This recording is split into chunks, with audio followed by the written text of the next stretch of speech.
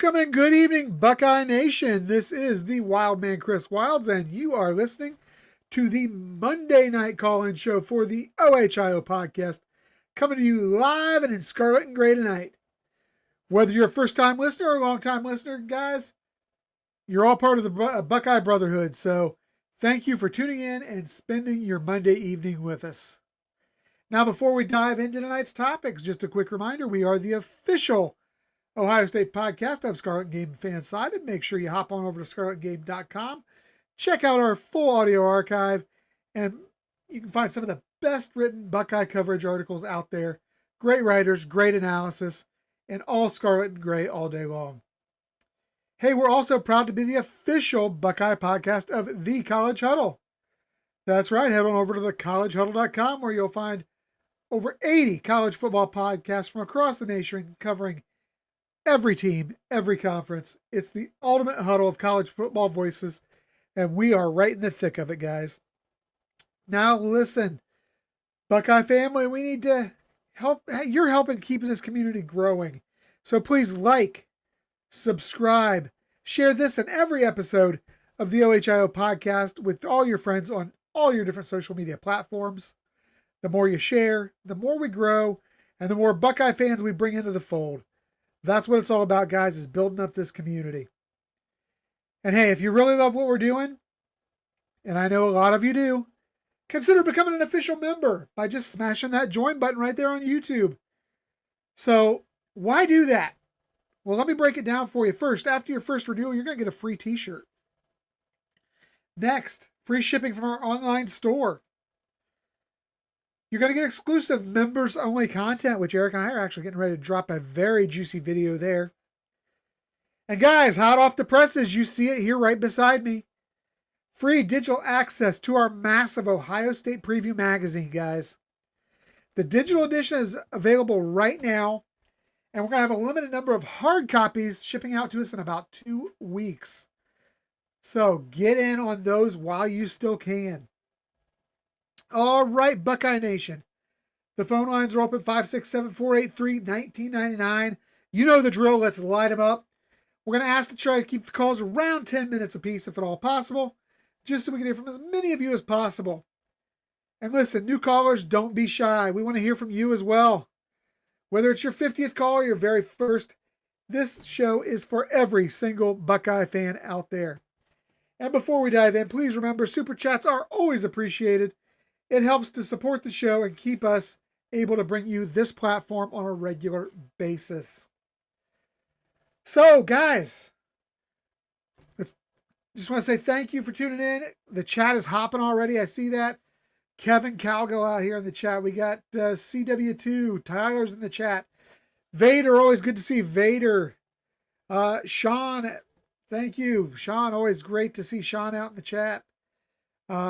Andre, thank you. Guys, I'm hoping to have a really hopping show. So what's on your mind tonight? That is the question. Do you guys want to talk about what we saw the first week of fall camp? We can do that. Maybe you want to talk about the schedule, the depth chart, coaching. We can talk about all that. Maybe you're fired up about this quarterback battle. Maybe you're concerned about the trenches and the depth. I don't know. Don't be. You pick the topic. That's where we're going to go tonight. So without any more wasted time, we are going to go to our first caller of the night. Hey, brother, what's going on? Hey, man, how's it going? Dave in Tampa, how is it going, my dude? Oh, man, dude, the season has started. The season has started. We're in fall camp. Nothing can be stopped. And it's going to be a great year. I am so pumped. Eric and I went down there to practice on Saturday, man, and what we saw was just nothing short of amazing out of the depth, out of the wide receiver room. I can tell you right now, every single position group looks better than I thought it would. It really did, with the exception of on Saturday, anyhow, we had some struggles at quarterback. But given the fact that these guys are all young, all competing for the job, some struggles are to be expected, I think. I agree with that. Yeah, you have probably a little bit of struggle out of quarterback position. I, you know, it's the same thing every year, every football season. It takes everybody about 30 minutes to get back into football rhythm. So that first half of that Texas game, you know, I don't honestly, I don't expect it to be much in the first half. Second half is where we should see everybody's kind of, they're done feeling each other out. Everybody's done getting their legs back under them. And I think we're going to have a great season. I think we win. I think we win at least 10 games in the regular season. Okay. We're back in the playoffs. Okay. I don't know if we win the Big Ten. Honestly, I really don't know if we win the Big Ten. And I got to looking. You and I talked a few weeks ago about who the losses were going to be, and I got looking at that schedule again. I was like, man, October is brutal for us. October is absolutely brutal month. And you look at that schedule, it's like, okay, we got Texas start off with, you got a couple cupcakes, and then we got a bye week. Yes. And one thing I know about my old Buckeyes is bye weeks and the Buckeyes have not been a good combination. Bye weeks, the Buckeyes are usually a little sluggish coming out. Yep. And you had two, nothing burger weeks before that. And then you got to go all the way out to Washington and start that. Hey, and we're going to catch everybody's best shot because we're the defending national champs. Doesn't matter how many people we lost, we're still the defending national champs. Correct. And everybody's going to treat that game that way, and they should, because you know what? We're just going to reload, and we're here for it, man. Buckeye Nation is here for it. We're ready. Let's get it on the road.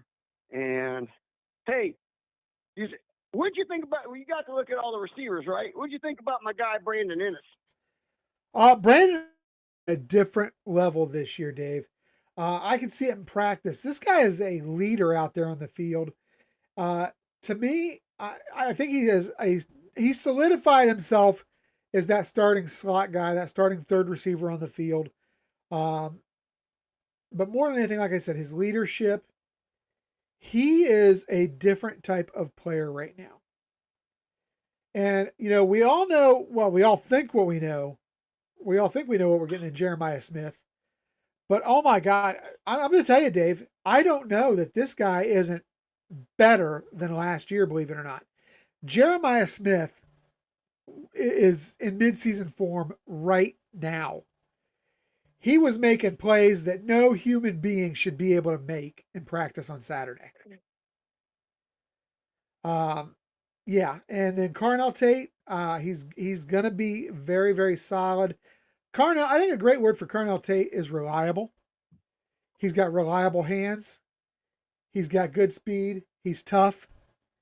This wide receiver room is better than it was last year. And I say that with us losing Emeka Egbuka, who is one of the best receivers to ever step on the field at Ohio State. True statement. And yeah, Ennis is great. That guy for sure.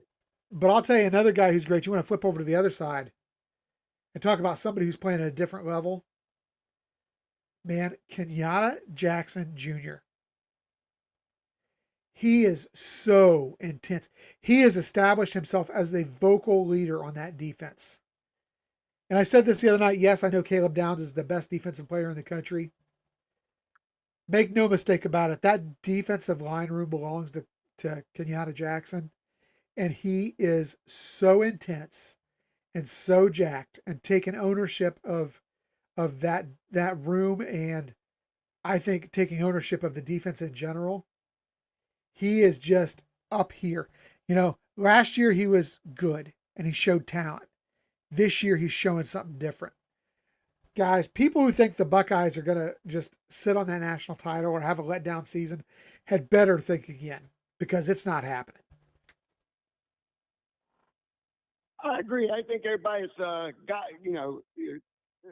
had got us back at like number 6 or whatever. I did see somebody had us. Who was that? Was that somebody had us ranked at number 2? Somebody just watched. The coaches poll did. Okay, that makes more sense. The coaches poll has, coaches poll has Texas 1, Ohio State 2, which sets up a 1 versus 2 matchup in the very first game of the season, as if the tickets weren't already expensive enough, you know?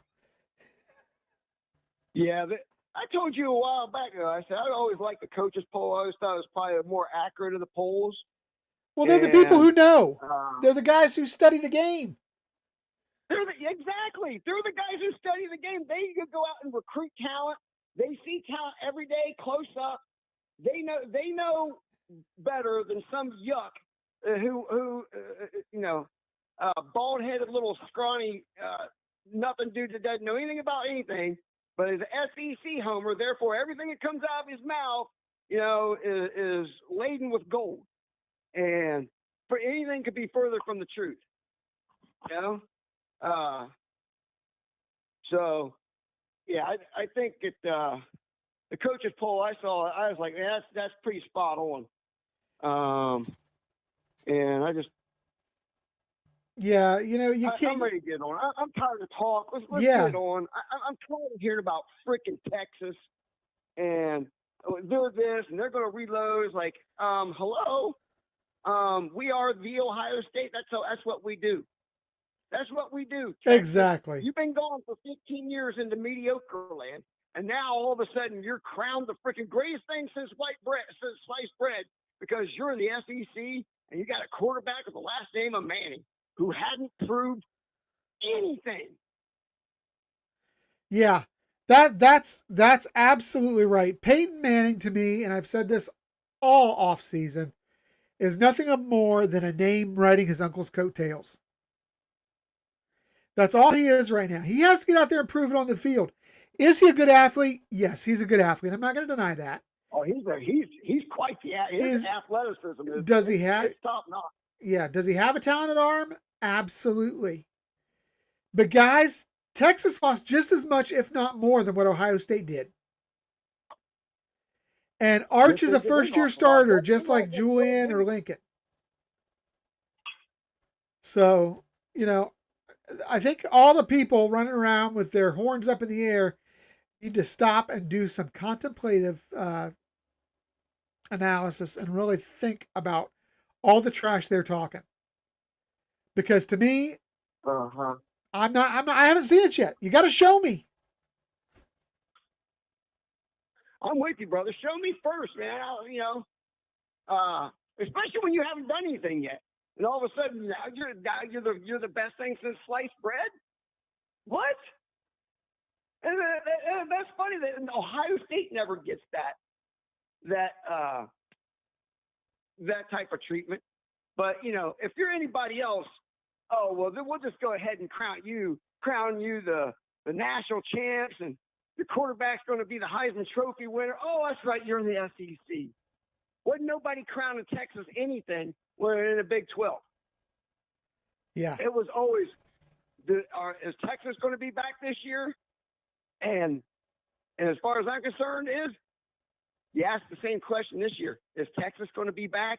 Because honestly, they escaped really against Clemson. Mounted their comeback too late in the postseason. They were doggone lucky to get past Arizona State. Yeah. And honestly, the officials bailed them out versus Arizona State. Yeah. They really did. They let them get away with a bad pass interference call towards the end of the game, which would have put Arizona State in a position to take the lead in that game. But that's just my take. I'm with you, brother. All right, Dave. Hey, I've got more callers going. I got to move on, my brother. But hey, have you checked out the podcast's Ohio State Preview Magazine yet? No, I haven't, brother. I haven't had time. Well, I'm telling you, All of our members got it emailed to them free. So, guys, go in, check it out. If you didn't get it emailed to you, you can purchase it by going to many of our social media posts or our website, guys. And we'll make sure we get the link in the show notes here as well. All right, Dave. Hey, thank you so much. Look forward to hearing from you again next week. OH. Go Bucks. Scum sucks. That was our buddy Dave from Tampa. Next, we're going to the 910. We got 859. You're going to be coming up after that. Guys, lines are open. Again, the number is 567 483 1999. Keep those calls coming. Chris. Tyler, what's happening, my dude? Oh, I'm great. Yeah, I'll tell you, I am so excited for this season. Things right now are just, I'm so pumped up. I don't even, and we're all still waiting. We're all still waiting to hear. But that has now become secondary to me because the season is less than, 4 weeks away at this point. We are down to 26 days till we kick off versus Texas. Down. That's right. Bow. So, what's on your mind tonight, Tyler?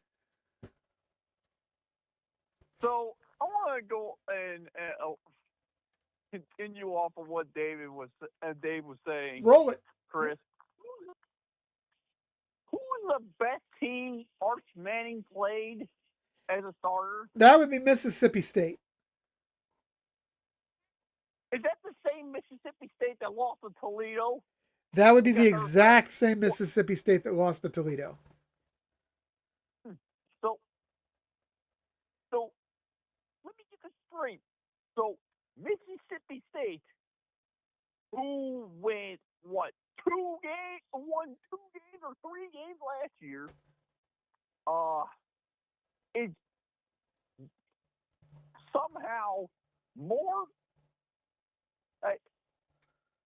going from Mississippi State as your best win, Arch Manning, makes you prepared to beat the defending national champions at their place. Well, now, this I will say, Tyler. The one thing that Arch Manning does have is even though it was against a sucky team, he does actually have more in-game snaps. So something is to be said for that. I mean, I don't want to play it off completely, but I'm with you. I think that the in-game snaps he got were against a very poor quality of opponent. And did he have a good game? He sure did.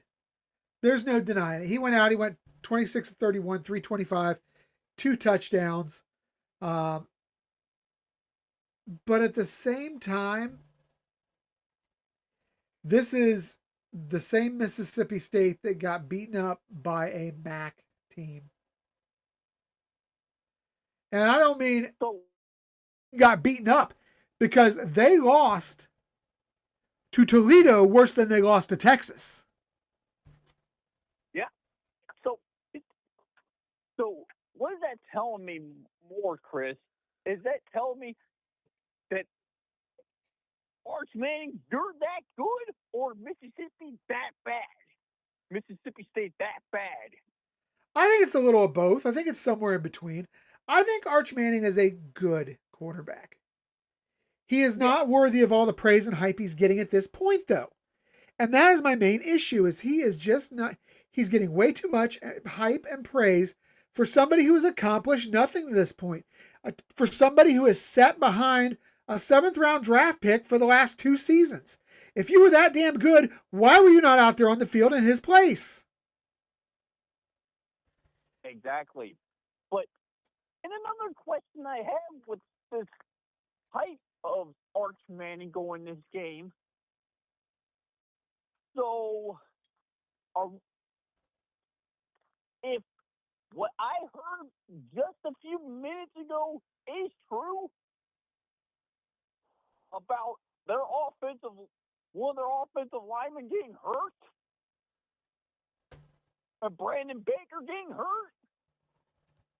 Oh, if that's the case, and he's a brand new starter on their offensive line, oh, they're going to have to shuffle that offensive line even before playing us. You know what, though? This, I will say, at least it happened early enough in camp that they can shift it around and be able to maybe make the moves that matter right now. That way they're not up against it. But this is a guy who, if you talk to everybody, this is a guy who was killing it in practice. He is he was a 5-star guy. He came in absolutely being dominant, and actually it looks like, I don't know if Brandon Baker suffered an injury, but right tackle Andre Kojo's season is officially over for Texas. I knew it was one of their tackles, but I didn't know which one. Yeah. It's Andre Kojo, the right tackle, who's officially out for the season for Texas. So, thoughts out to that young man. That's a massive blow to their offensive line, Chris. It is. First and foremost, though, like I said, thoughts out to that young man. Good luck in your rehabilitation. He did suffer a torn ACL in practice. So, but, yeah, it's absolutely going to have an effect on Texas's offensive line. You don't lose your starting tackle, but you know what? Here's what I'll say to that, though, too. We overcame the loss of a starting tackle and a starting center both to become national champions last year. So they've got time to fix this somewhat. So let's see what Steve Sarkisian has up his sleeve. I don't know. The thing about offensive line and defensive line, Chris, it takes time. It does. You don't want to send a guy that's out there that's not ready. Yeah. So, because right now, since they're having a new starting right tackle now, officially, well, if I'm Kenyon Jackson, if I'm Bo Atkinson, if I'm CJ Hicks, I'm licking my chops. Don't forget Caden Curry, because he's going to be in that. Yep, Caden Curry. If I'm one of those guys right now, I'm licking my chops. Well, but will they just, Brandon Baker could step into the right tackle spot with Gooseby or somebody like that covering the left tackle. So, I mean, they've got talent still there. How quickly it comes along, how quickly it develops, that's what's yet to be seen. My take on this, though, is we just need to go out there and execute our game plan and play to our strengths and not worry about their weaknesses, and we'll be just fine. Exactly. But I'm just wanting to say that because that's unfortunate for Texas. It is. That is unfortunate for Texas. But for also, though, I got to say this other thing, Chris. Yeah, go ahead. I have a serious problem with this idea, this notion that this pre-existing notion that everyone assumed that we had no depth on the defensive line. And now they saw in practice, we knew everyone's tone has changed. Tyler, I'm not going to lie to you. I was one of the people that questioned our depth on the offensive line. Taiwan. You said offensive line. I'm sorry, defensive line. Taiwan Malone, man, he looked great out there filling in for Edric Houston. Edric's injury is not near as not near the severity that originally thought. He was out there on Saturday doing some exercises. Uh, this is a. I'm very confident in this defensive line at this point. Taiwan Malone look good. I'm sure Will Smith's gonna get some reps. Um, for me, as I look at this, I have a lot of confidence now that I did not have, given what I saw from primarily Malone, um, to be able to step into that spot. And let's not forget, we still got Jason Moore. We got Eric Mensah. These are guys who can step in and play that. We got a couple of pretty good freshmen who I don't think will see the field, obviously. And Jarquez Carter and Roy Maxwell Roy, but Maxwell Roy. Yeah, but Trajan Odom. Yeah. So right now I'm pretty good with the depth. I feel really good about our depth at defensive end. Kenyatta, like I said, he's out there. He looks like an NFL player right now. Absolutely. The body, not just the physical part of his body, but the attitude, the body language, the way he's carrying himself out there. He looks NFL ready right now. And then you look at Bo Atkinson. Bo is a beast waiting to be unleashed. He is country strong. Yes. CJ Hicks, he looks every bit the part of a defensive end who could go out and be a 4-down defensive end, but he didn't have to. Caden Curry, he's ready to take that next step. You got young guys, a young guy like Zion there just licking his chops. Dominic Kirk's another guy who is not getting near the talk about that he should, because I think the kid could get some snaps. Yes, he's a redshirt freshman, but I think he can get in and get some snaps. It'll be in sloppy time, but that's okay. Epi looked great. Logan George, Josh Mickens. We have depth. It's a matter of getting them the reps they need to develop it.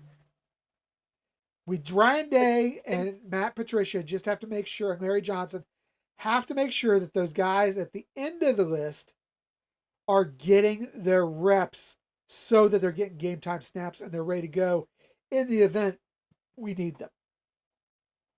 And the reason why I say that, Chris, is because I've noticed something. I think there's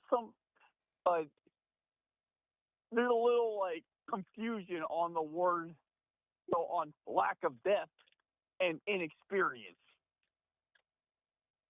Yeah, that's a difference. Yeah, because a lot of people say, "Oh, we got no depth." Really? Just because they're inexperienced doesn't mean they're not playable. They're not going to be superstars out there.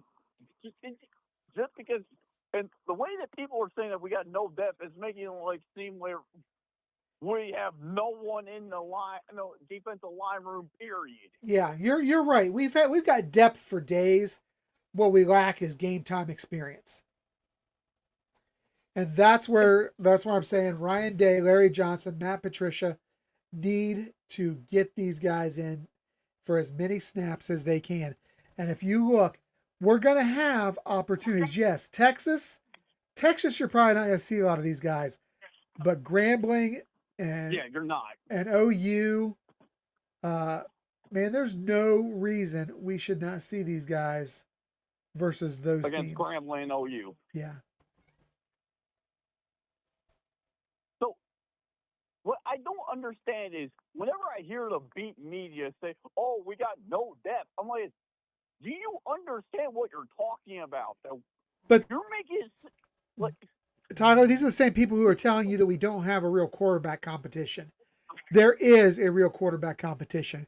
We saw that firsthand. We saw that firsthand. And let me tell you, it's not because Lincoln is so amazing, although he's very serviceable. He is good. Don't get me wrong, he is good. he is not elite. Um, what's keeping this competition going is the fact that Julian hasn't really put that separation there. He is playing very And much like a also, fresh. with the He still fact looks that like a Lincoln freshman at times. elevated his play too. Lincoln has elevated his play, and he's good. He's good, but again, I'm going to contend he's not elite at this point. So, Exactly. for me, this is more about Julian not having progressed as far as maybe we all thought he should have by now. He still is making mistakes that a first year starter is going to make. And guys, I'm here to tell you the best looking quarterback out there on Saturday was Tavion St. Clair. I'm not saying we start the kid by any means. This is Julian's team right now. You are not starting a true freshman. He looked very good. He was playing primarily against the number threes. He was doing the routine things routinely. He is a physical specimen. Tavion is going to be our quarterback of the future, make no mistake about it. But the future is not today. Exactly. Because we have to also differentiate the fact that he can look good right now, Tavion, but the guys he's facing are the backups, not the first string, not the guys that are going to be out there. So they're not. He's not facing, in a way, live bullets. Yeah. So he's facing a lot of scout team guys, a lot of what he's. So I'm a huge Tavion fan, Chris, and I understand where you and Eric said that he looks the best right now, but that's also. But pump the brakes. A lot of scout team guys. That's it. Pump the brakes. He looks great. He's going to be great, but right now is not his time. Right now is Julian's time or Lincoln's time, whoever steps up. And guys, let me tell you, it is a legitimate quarterback competition after what I saw. I do think Julian wins it. 100% I think Julian wins it. I think Julian is our quarterback of the future. He made some great throws, but at the same time, he made some first-year starter mistakes. He's going to do that, guys. He's going to do that till probably, I'm going to say somewhere in mid to late September. It's going to be October before he's really. About that. Yes.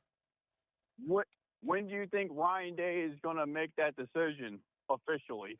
I'm going to tell you right now, I think it is in their last overall press conference where you've got Ryan and Hartline together. And I don't have the exact date, but I think it's somewhere around the 18th of August. I think it may be announced in-house earlier than that, but the press won't know until that point.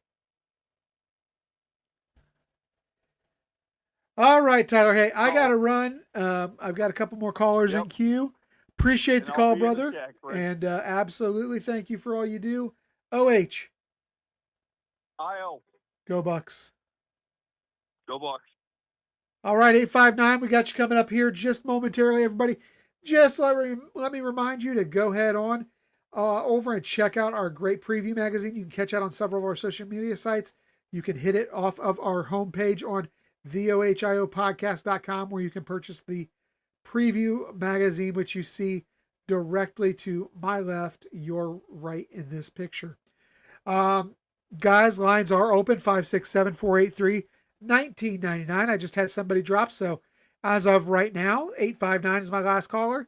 So if you want to get on the air tonight, please call us at that number, 567-483-1999. All right, who do we got on the line?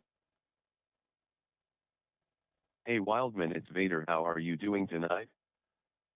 Vader, I am great. It is so good to hear from you, my friend. What is on your mind? I wanted to ask what you think about Celeb Downs moving to nickel. So far, this is what I'm most excited about coming out of camp. Yeah, I agree with you 100%. Caleb moving the nickel is huge. He can play more up towards the line of scrimmage, which means he's going to help the front seven guys who, by the way, looked tremendous in camp already. But he's going to be able to play up. Also, he's going to be able to use his athleticism, his versatility. He's got great coverage ability. He's got great tackling ability. This is a positive move for Ohio State, and it's going to get another safety in the game. You're going to see Malik Hartford and McLean in there together at times, which I think that in the Big Ten, the ability to play the two of them and Caleb at the same time with the linebacking crew that we have, you need that against a Big Ten team like Illinois, like Michigan, like Penn State, who is going to want to pound the ball. Getting that extra tackler up towards the box that way without losing athleticism in coverage is huge. For me, the more they do this, I think the better this team is. I think this is a great idea. Downs will be able to help the defense against the run, rush the quarterback, and cover receivers. Opposing offenses will have a difficult time knowing what he's going to do. Yeah, that's a great point, Vader. And let's not forget, we have a mad scientist at defensive coordinator right now, a guy who's going to dial up some things that maybe we and other defenses or other offenses have not seen before. And Vader, you're 100% right. That versatility that he brings, he can rush the quarterback. He can get up to the line of scrimmage and make tackles. He could drop back into coverage. And you just never know what you're going to get out of the guy who, guys, let's face it, is the best defensive player in the country in college football. For me, this is a great move, Vader. I love it 100%.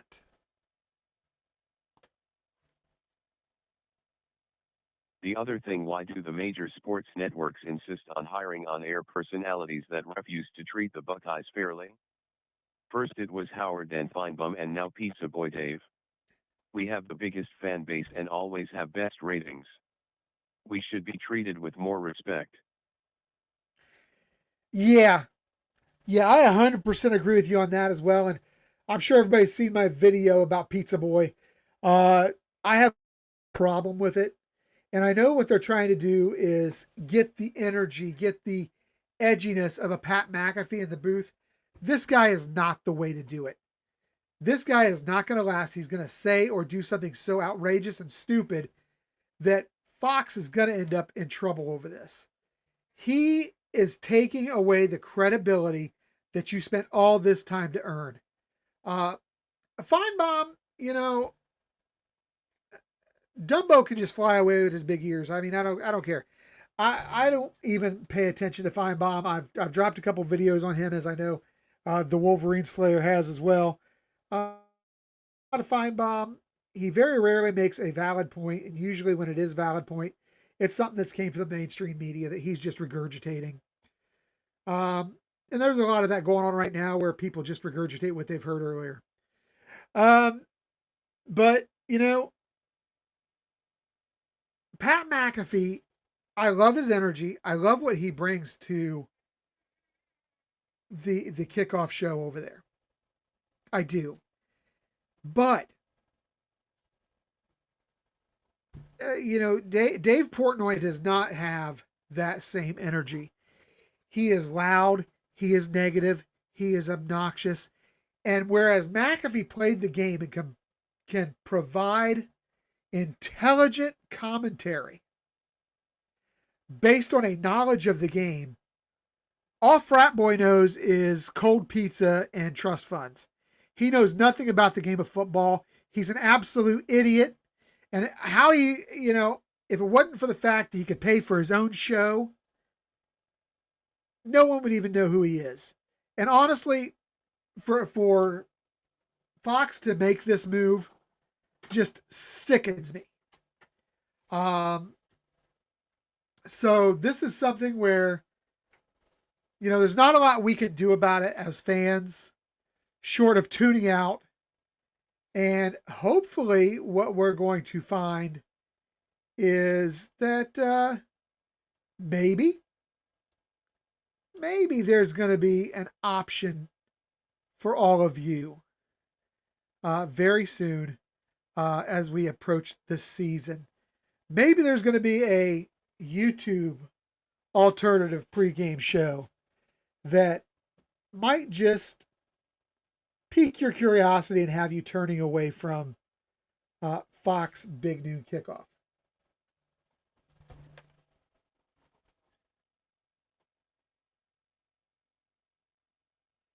Anything else tonight, Vader?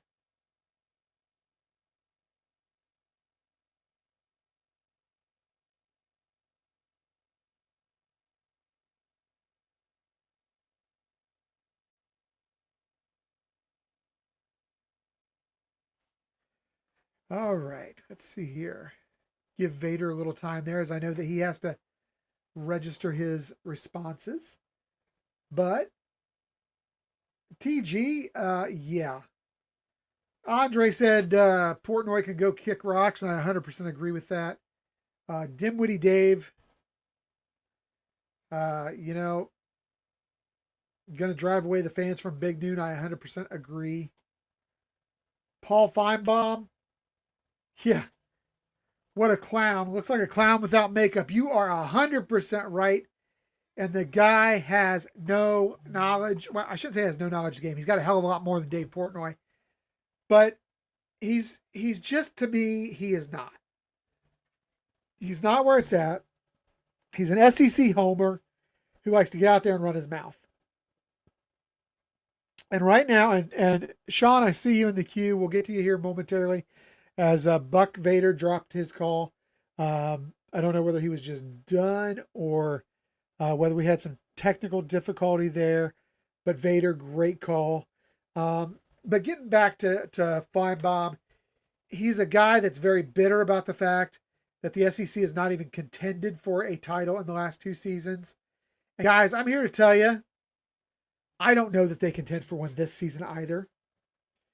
The Big Ten at the top is very, very strong right now. You talk about Ohio State, you talk about Oregon, you talk about Penn State. These are 3 teams that are locked in, I think, this season for repeat trips to the playoff. You've got, I think, an up-and-coming team in Illinois that makes the playoff. But if not, who will it be if it's not Illinois? Does Washington find enough wins to sneak in? Does, Indiana find a way to claw their way back in it? I don't know. To me, I look at it as Ohio State, Oregon, Penn State, Illinois right now. But you look at the the SEC, man, that's wide open. I don't know Alabama's going to, I mean, we're assuming Texas is going to be there. But guys, Texas lost a lot. And depending on how that game turns out, win or lose, I think that they are there. Come the end of the season, I think Texas is back in the playoff. But who's going to be with them from the SEC? A lot of people are high on Bama this year. Maybe. People always talking about Georgia. Guys, I'm not sold on Georgia even as a playoff team this year. Tennessee. Vanderbilt would probably tell you, Diego would tell you that Vanderbilt's going to the playoff, but, that's just him running his mouth again. All right, guys, I'm going to bring on the Schrock Star next, I believe. Let's see here.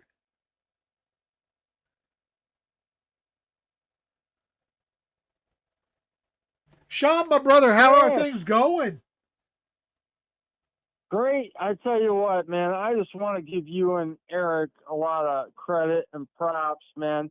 Great job on the preview. I've only got to read a little bit of it, but man, guys, if you haven't paid for membership yet, you pay what is it, Chris? $3.99 a month? $3.99 a month. $4.99 a month. Which is the best deal out there.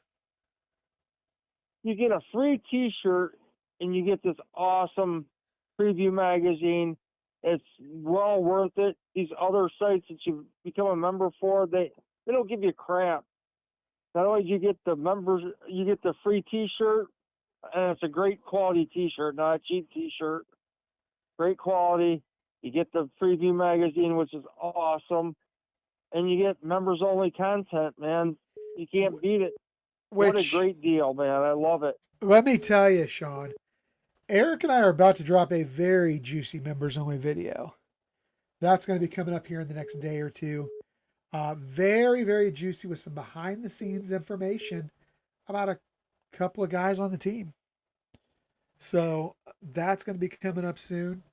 And not to mention, we are restocking and rebuilding our online store. It's going to be back up to full capacity here within the next few weeks. I'm excited about this. And we're going to have free shipping available to the members of the OHIO podcast for that as well. So nothing. That's right. You get free shipping. Yes. So, it's a great deal. Eric's got it at $3.99 a month, man. I got to tell you, I feel like it should be worth at least $10 a month for that. But that's okay. Eric's looking out for the members. He always has. He always will. We're keeping that membership affordable so that everybody can get in on that. And, guys, it's less than a pop. You know what the cost of a pop is. Well, I'll tell you right now, my large bottle of water here, my 1.5 liter of core water, is the same price as our monthly membership. So, yeah, it's a great deal. So, hey, man, thanks for calling in. Right now, Sean is our only caller that is on the line, 567-483-1999. Guys, hop in queue. Call us in. Let us know what you've got to say about the fall camp. Maybe you want to talk about the schedule. Maybe you want to talk about the Texas game. Maybe you want to talk about depth chart, scheduling. Maybe you want to talk about the coaches. If you and Eric, or you guys didn't hear me and Eric talking about some of the coaches and what we saw from these coaches at practice the other day, man, they were impressive. Dude, they were awesome. And, it looks like Vader had lost his call is what happened. Vader, you can call in anytime, my brother. That was a great call. Just really good information. He rocked it, man. I love Vader. Vader always has the most knowledge, man. The guy he is great. Rock star. I'm glad to call him part of this podcast family. I really am. I am so glad that he helps us with our show. If you guys don't know, he's the third member of our pod, me and TG show. He's the behind the scene producer, but he writes show notes for us. He writes a script for us. He promotes the show. He promotes all the shows on this channel.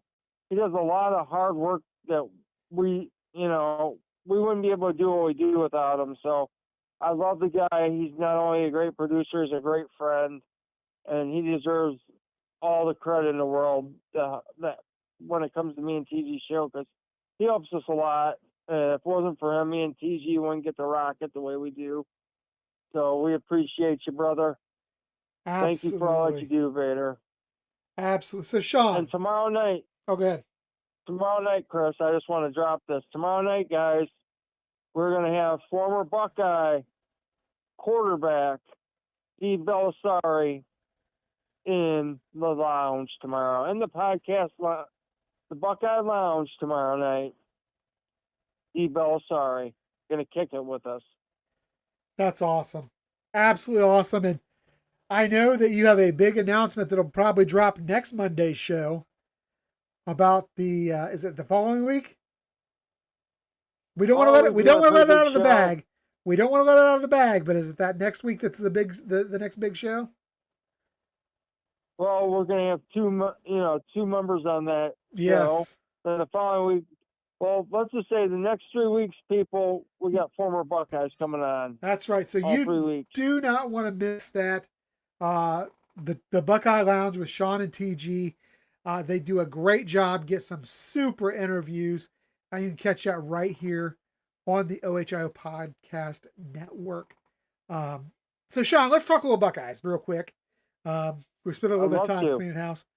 What's on your mind tonight as far as the team goes? What's just something out there that is really eating at you tonight? I think everybody just needs to chill with the defensive line. I know that everybody's a little worried about the depth. Guys, a lot of those guys, one thing, they're hungry. These guys want to prove that they belong.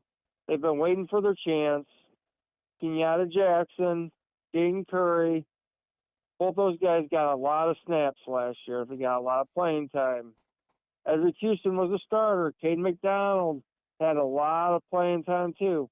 And let's not forget about Bo Atkinson, who transferred over. He was a starter at North Carolina, and the guy's going to be a stud in there. They're calling him, he's tearing stuff up. So something happens to one of our tackles, we can always move one of the smaller guys inside. Plus, we have Taiwan with a lot of experience. And he looked these other really guys good. like Jason Moore, Eric Mensa, these other guys, I know they're not proven, but they are 5-star guys. And there's a reason that they're here, because Larry Johnson believes they can, produce at a high level.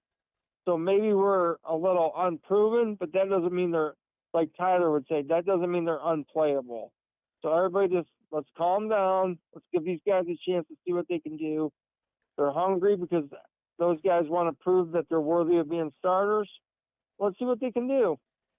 I'm here to tell you, Sean, having seen them in practice this last week, and having listened to people who are in the know, let's just call it that, people who know things. This team is at minimum solid 4 deep on the defensive ends and can play 6 guys off this defensive end right now. And that includes the freshman Zion Grady. Well, I forgot CJ Hicks too. Yeah. So, you've got Kenyatta, CJ, Logan George, Bo Atkinson, Caden Curry, and Zion Grady, who are ready to play right now. Now, how much... how about Epi? I was going to say, Epi looked amazing. Let me tell you something. He looked like a smaller version of JT Tuimoloau out there. The number 44, the locks flowing from below the helmet. This guy impressed out there the other day. I'm psyched to see what he does. Obviously, he and Zion are going to need to coached up a little more. But, man, I'm telling you, these guys are guys who can give you minutes if you need them. And then you talk about the inside of that line. Edric didn't play while we were there Saturday. But Edric is I'm telling you right now, I'm going to call it right now. This guy is first team All Big Ten at defensive tackle this year, and he is somewhere on the All-American list this year. I'm going to call it right now. If he stays healthy, that's where he's at. Taiwan Malone, he is going to back up Edric. He's going to be that guy, second guy, 3 technique. I think he's going to be very good spelling this guy. Jason Moore, somebody who's gotten some snaps. He's a viable player. He's going to get playing time.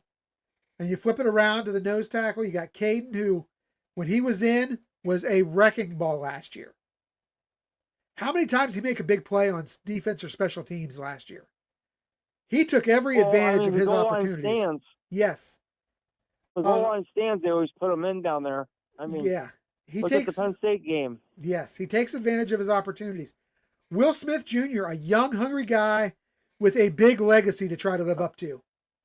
He's hungry. He wants it. I forgot about him. And then, as you mentioned, Eric Mensa. Guys, we are perfectly fine on depth. Where we run short, as Tyler had mentioned, and as you've mentioned, Sean, is in game time snaps.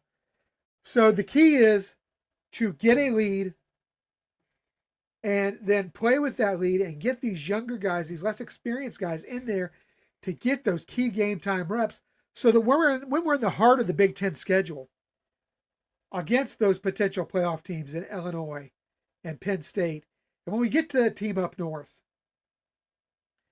then we are prepared. Then we have depth. Then we can get our guys on and off the field so we're playing with fresh guys all the time.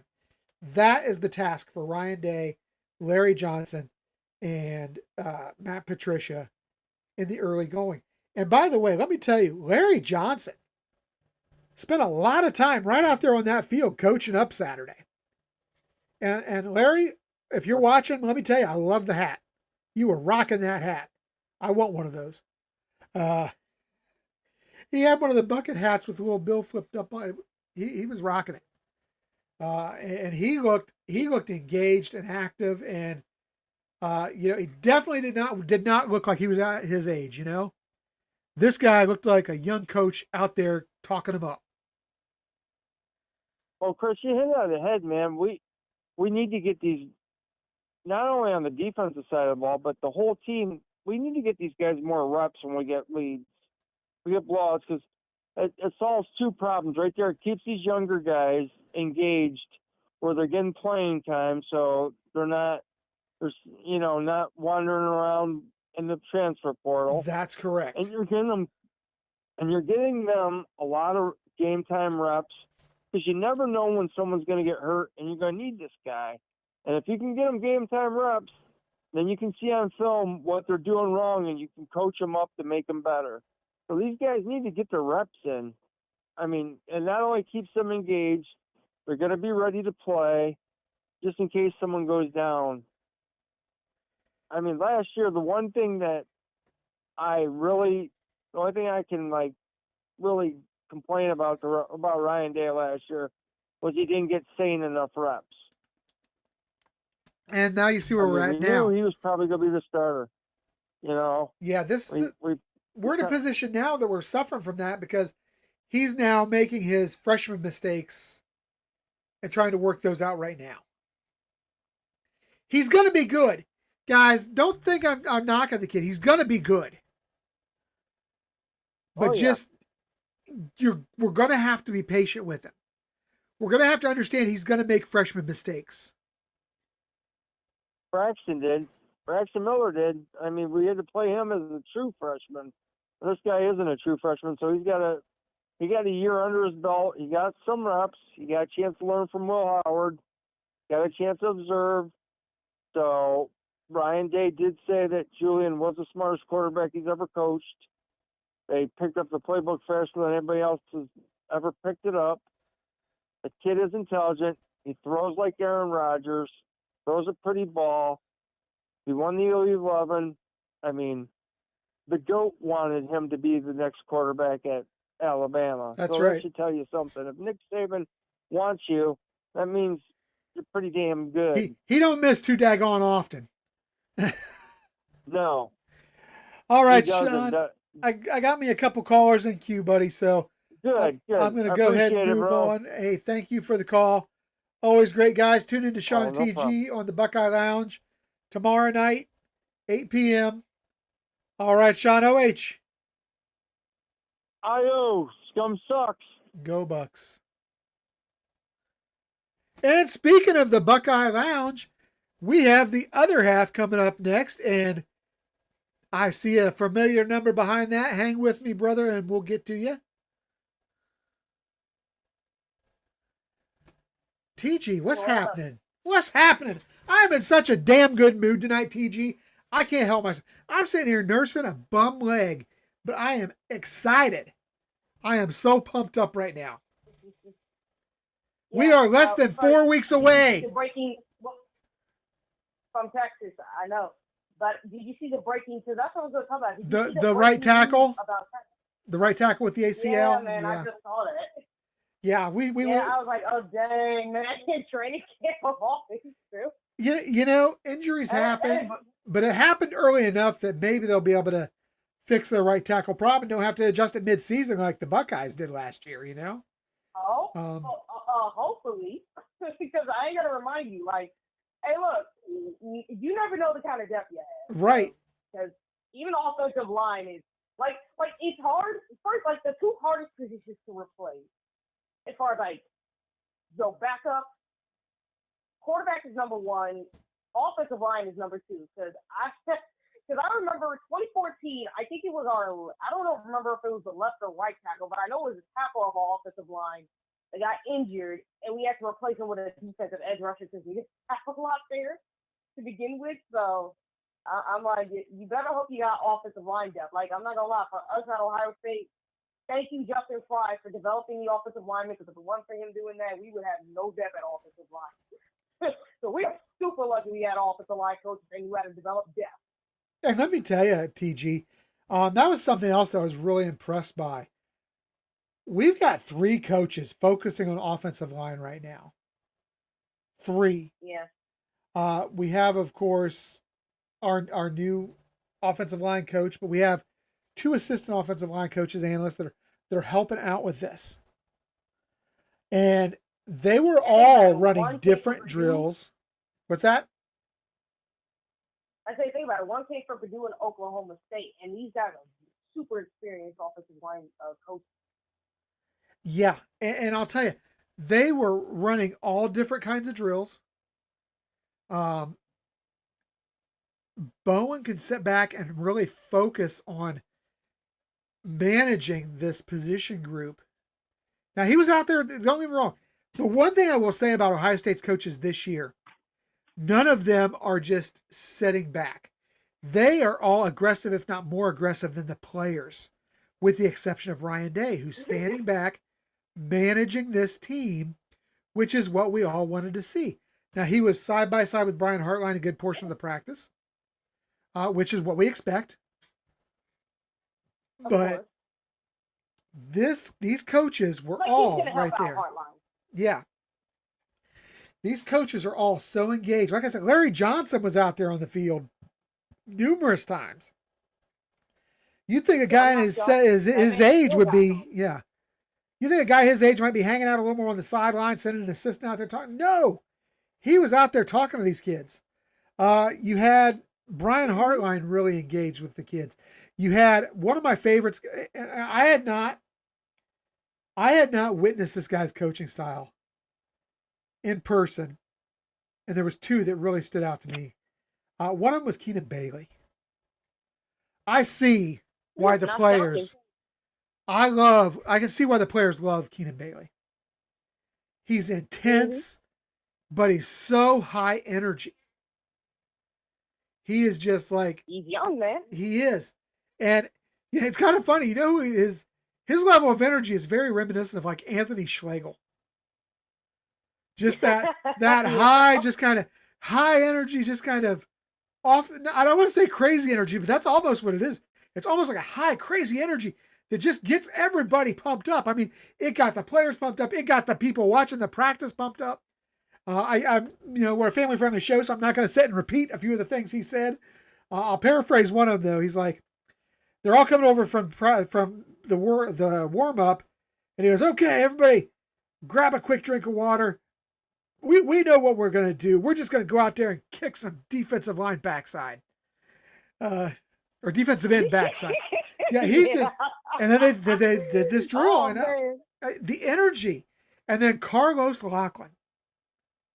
You know, we know the intensity and energy out of Locke, but to see it firsthand and to see how he did that with these young players.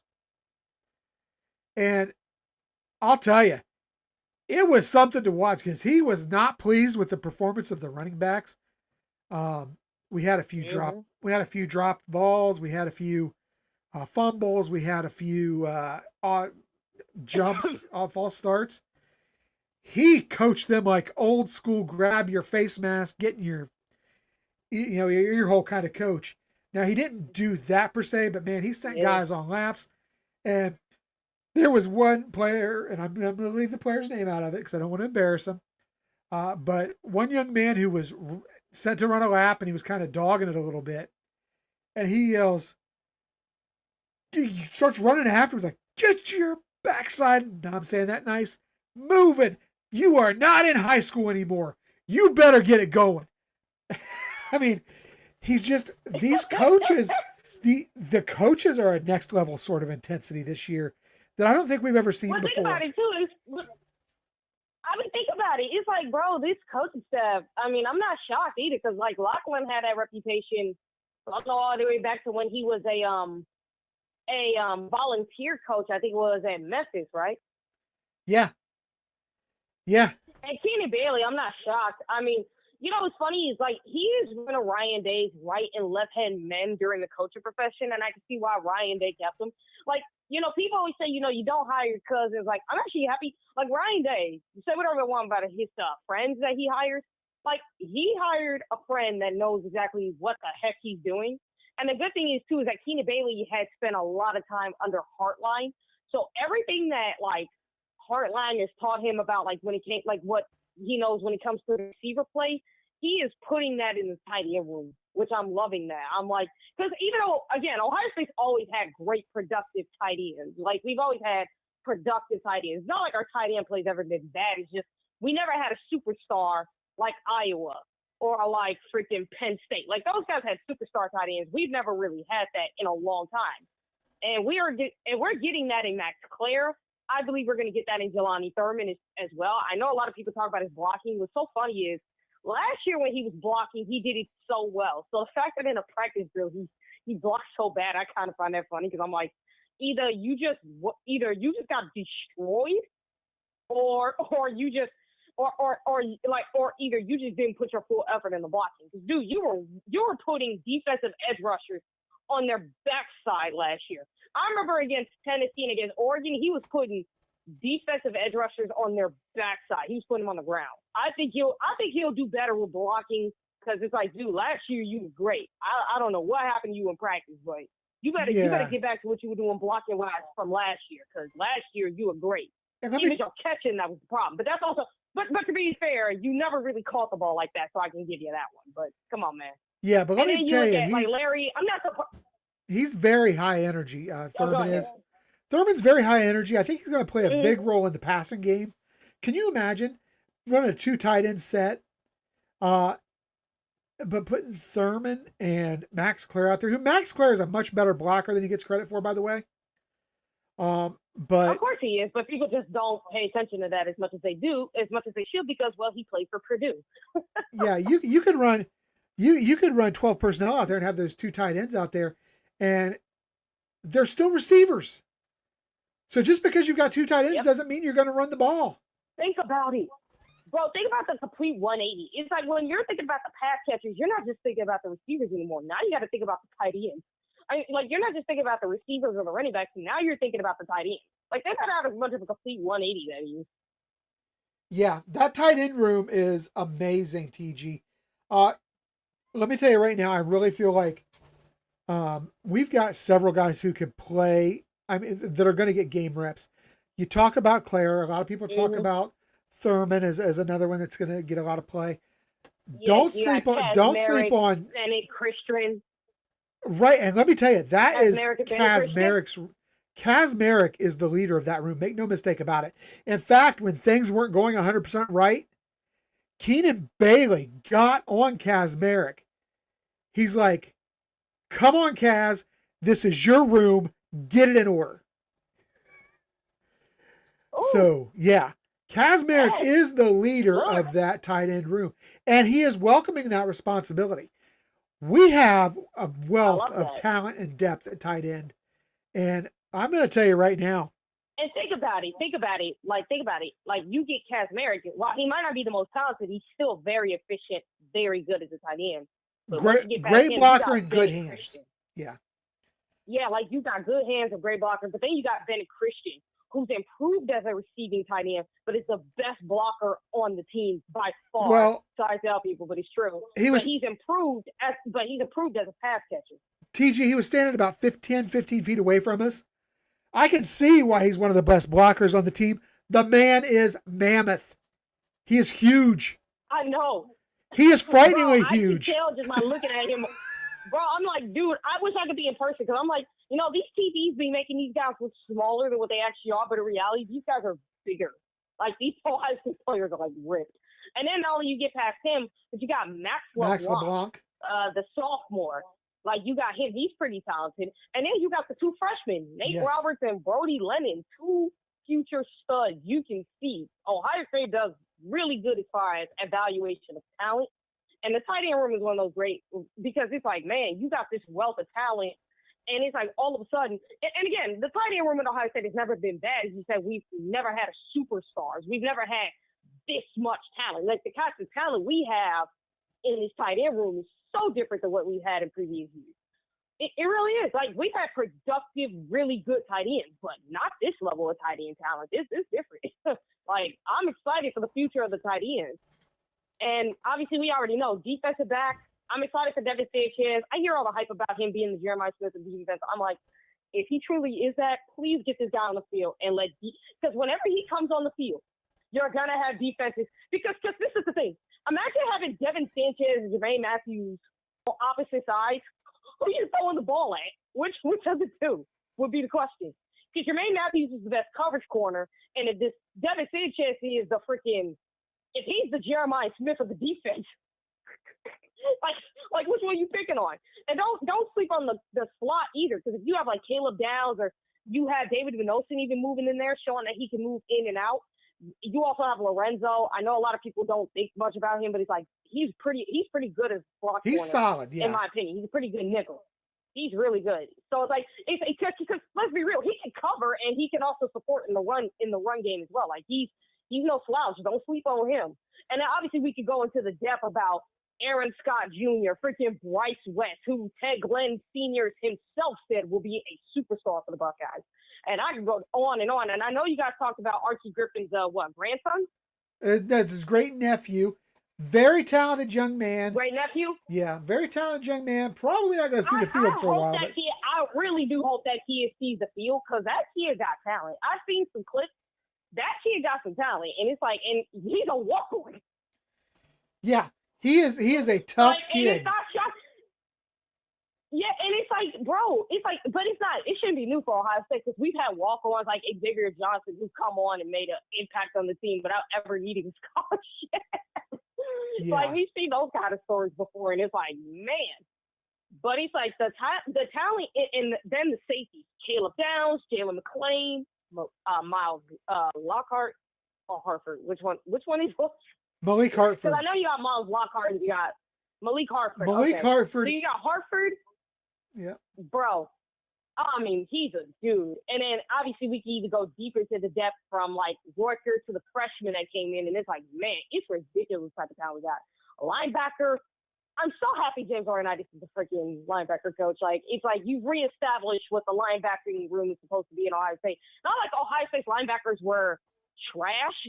It's just that they never played to the standard we expected them to. Like, they were always good, solid, good. Some were great. But it's like we expect the standard to be better. And it's like, and that's what you're looking at right now. I mean, Eli Lee, the hometown kid, he's really good. I give that kid some credit. That kid is really doing his thing. And then you got Pettijohn and Alford. Oh, boy. Man, the future of the linebacker room looking great. Don't sleep on Case Stover's cousin Garrett, because I hear that kid is a dude. And he is along with fast. Peyton. Believe it or not, he is really fast. Oh, yeah. Peyton Pierce. I'll tell you right now. Peyton is a freaking. Peyton Pierce is the third one. Linebacker. He's an old school, bro. He's an old school linebacker. Like, he's everything James Laurinaitis said. Like, bro, James Laurinaitis' words about Peyton tells you everything. He's everything you want in a linebacker and more. And then you get to the starters, Arvell and Sonny. And I'm gonna bring some up about Arvell when I get to the D line, because it's actually gonna be pretty funny when I bring this up to people. But man, we got some freakish athletes at linebacker. And then defensive line. Listen, for everybody who's so sick with Larry Johnson about recruiting, bro, there's nothing that man can do if kids are going to take the money. There's nothing he can do.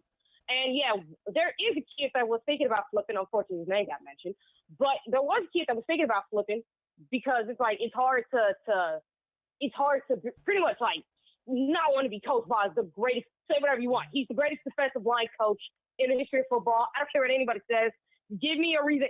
There's no NFL D-line coach. There's no freaking college D-line coach better than Larry Johnson. That dude's been developing D-linemen for let's see here, 20 years at high school, 14 years at Penn State, and 12 years at Ohio State. And all his D-linemen within them courses of his career have all had successful NFL careers. Name me another D-line coach that does that at every level, from high school all the way to the NFL. Yeah, he's put over 30 guys into the NFL draft. Had 10 of them taken in the first round. So, yes, he has done an amazing job. TG, I do have to run. I've got 3 more calls, so go ahead with your last thoughts. I want to say this. Yeah. I will say this. Like, we talked about it with the O-line room. Mm-hmm. And I'm going to say this right now. CJ Hicks, Arvell Reese on the same side scares the pants off the offensive line, because CJ Hicks is a dude. But Bro, I think that if you wanted to add one more D-line coach, Chris, who would you add? Because you got Matt Patrick and Tony Washington Jr. If you wanted to add one more to upgrade to like what you have with the O-line rule, you have 4 offensive line coaches, you have 4 D-line coaches. Who would the fourth guy be? Man, I want to get me another Buckeye in there, another former Buckeye. I got one for you. Hit it. The late great Pepper Johnson. You know who that is? Yeah, I know. I know Pepper. Pepper Johnson. I watched Pepper at Ohio State. I watched The Pepper reason at I the say- Browns, the Giants. Think about it. This guy, he's a 5-time Super Bowl champion. Yes. 2 as a player, 3 as a coach. Yes. And do you know that the 3 he won was in New England when Matt Patricia was there? Oh, yeah. Yeah, the connection is there. And the dude is only 60 years old, so you definitely can't use age because he's only 60. And in coaching, 60 is young. Oh, so yeah. imagine having the greatest D-line coach in the history of football in Larry Johnson. And when Pepper Johnson was coaching in the NFL, he was actually the best D-line coach in the NFL at the time for how long he was coaching in the NFL. He was with the Patriots for 14 years, and I know he was with 4 other teams for a long period of time before he decided to leave, because I remember the last time he coached was 2022. He took a break, but he would be more than interested, I think, in coming back. And why not bring in a former Buckeye who's like Tim Walton, right? Like, you know, Brian Harline, James Laurinaitis, but especially Tim Walton, because Brian Harline, you know, James Laurinaitis and Tim Walton all played in the NFL just like he did. But he's the only other guy like Tim Walton who coached in the NFL, where the only difference between him and Walton is Super Bowl rings. That's it. And if you're a defensive line prodigy, like a prospect in the high school ranks, how would you not want to come get coached by a 5-time Super Bowl champion who coached with 3-time Super Bowl champion Matt Patricia and be coached by the greatest defensive line coach who put over 30 guys in the NFL alone, 9 to 10 in the first round, in Larry Johnson? Yeah. Like, tell me that guy wouldn't draw people. Like, bro, I don't care how much money you bring. You're telling me I get to be coached by guys like that? Right. Sign me up. Bring that guy in. All right, TG, I'm going to have to let you go so I can move to the next call, but thank you so much, guys. Make sure you tune in to Sean and TG tomorrow night on the Buckeye Lounge, where they are going to have former Ohio State player Steve Bellisari as their special guest tomorrow night live at 8 p.m. Thanks again, TG. And if you guys have any questions for him, I'm about to say this. If you guys have any questions for him, drop it in the chat tomorrow so I can ask them. There you go. All right, TG. Thanks for calling OH. Ayo, go Bucks and scum sucks. All right. All right. That was the one and only Wolverine Slayer TG. Guys, I saw a mention in the chat, and I think it was Tyler that mentioned it was maybe Cam Hayward. Cam Hayward would be awesome, but is Cam Hayward still not active in Pittsburgh? So, all right, guys, we are going to get this thing back on track, and we are going to take our next caller. Caden, I thought you were going to take some time off, brother. You're back. All right, let's hear it. Yeah, good evening, Chris. First of all, you're a good-looking fellow as always, Chris. I will thank give you that. Appreciate it. Second of all, Burks and I ended up on bad terms, so Burks basically told me to F off and F myself. Well, that's not very kind. Quoted by him. Not kind. So. And he said to me, Ohio State is nothing but a bunch of bleep, bleep, bleep, bleep, bleep, bleep, bleep, pieces of bleep. And they will never bleep. And then he said a bunch of other horrendous stuff again. I'll talk to my boy when he calls in. We'll see what's going on. See if he has the same tone with me. But, well, he's just delusional again, as always. So what's happening? The Michigan stuff out the window. What's happening? How are you feeling about this season? I am so pumped up for this season, man. I am so psyched about what's going on right now. And before you answer, Ray, I do see you in the queue. You'll be up next, Ray, followed by 434, which appears to be a new caller. So go ahead, Cade. What you got for this season? What are you feeling? Well, I was gonna say if you want, I would rather let you take Ray's call and whoever the 434 number is before me. Uh, Okay, well just because I'm feeling nice today. if you want to do that, we can do Just that. We because can I'm drop you feeling and have nice you call today. back in. If you want to call back in a little later, we will be happy to do that, and we'll get you back in. So I mean, if it's easier for you, if you want to get Ray and It doesn't matter, Caden. However you want to do it. If you want to stay on the line, this is your slot. You did call in during this slot, but if not, I'm more than happy to let you come back in later. If you want to let the others go first, it's up to you. I was gonna say, hey Ray, I'm gonna guess the 434 is probably Burks. He's probably using one of his business phones again because he probably heard me talking. So I'm gonna let Burks get his crap out of the way first. So Okay, brother. Burks, you go on ahead. All right, we will get back with you here a little later, Caden. All right. Yes, sir. All right.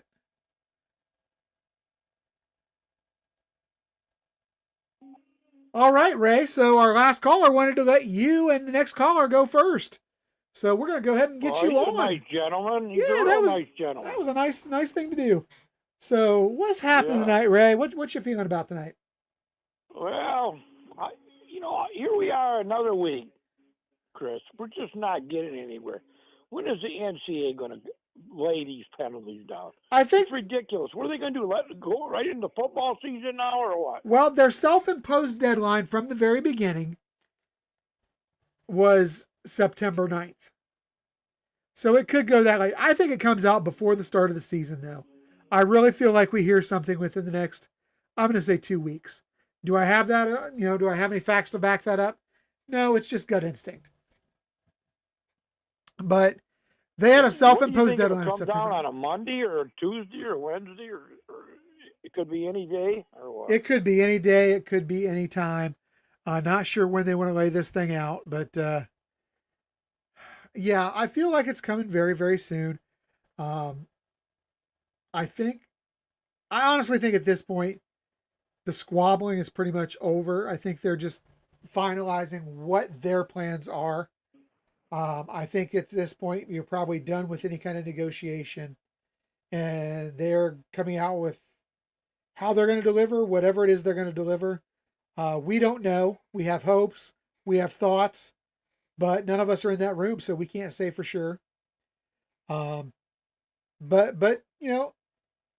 to me, at this point, we are less than 4 weeks away from football, and I am so psyched about that for now, yes, I want to see them get their punishment, but I've slid that to the back burner. I've slid a lot of things to the back burner as we are now 26 days from kickoff, and that's where I am putting all my focus at this point. I will celebrate very much when those penalties roll out, but I'm not worried about the penalties with Michigan. I'm not worried about who went down at Texas on injury. I'm just worried about Ohio State going out and playing their game to the best of their ability, because if they do that, they are going to be fine this season. Is that August 30th, the Texas game? August 30th is Texas. At noon. Still noon? It's a new kickoff, yes. So Aaron chimed in, Ray, just so you know, with usually it's on a Tuesday through Thursday that they hand out the punishments. I heard is when they deliver. Yeah, that's when they deliver punishments, is mostly on Fridays. Who was that told you Tuesday through Thursday? That was one of our listeners, Aaron, who gave us that little tidbit of information. Okay. So yeah, I mean, I feel like it could happen as soon as tomorrow. It could happen a few weeks out.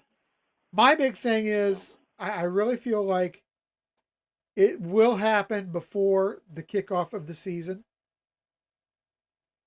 So, I mean... what gets me? The NFL, since Harbaugh went there, the NFL Network brags that guy up over and over, and I'm thinking, do they look at that coach honestly, how crooked he really is? They don't No. even look at him like that. No. They don't look at that guy at all. Like, he just stole 2 or 3 seasons from Ohio State. He stole them. And a lot of the other teams got beat 51-0. My goodness, you just can't go around there and cheat like that and not get laid a bunch of. Well, I'll tell you, Goodell, if he's any kind of commissioner, once this is over with, he'll come down on Harbaugh hard. Yeah, this is the thing. I don't know that he will. I would like to Yeah, say no. yes, he will. I don't feel like the NFL, given the lapse in time, had this been Harbaugh's first season, I think maybe that happens. But given that He tried to get out of there for like 3 years, Chris. He did. Every year he was trying to get out of there. Yeah. Yeah. Because he couldn't take the pressure. He didn't want to stick around. He wanted to get out of there because he couldn't beat you guys. You were 0-5 against him. He even had a losing record against Michigan State. That's why they were up there cheating against State. That was the only loss they had for those whole 3 seasons in the Big Ten. Yeah. Yeah. You're right, but 100%, I don't think the NFL really gives a crap about all that. Yeah. The NFL is in the business of making money.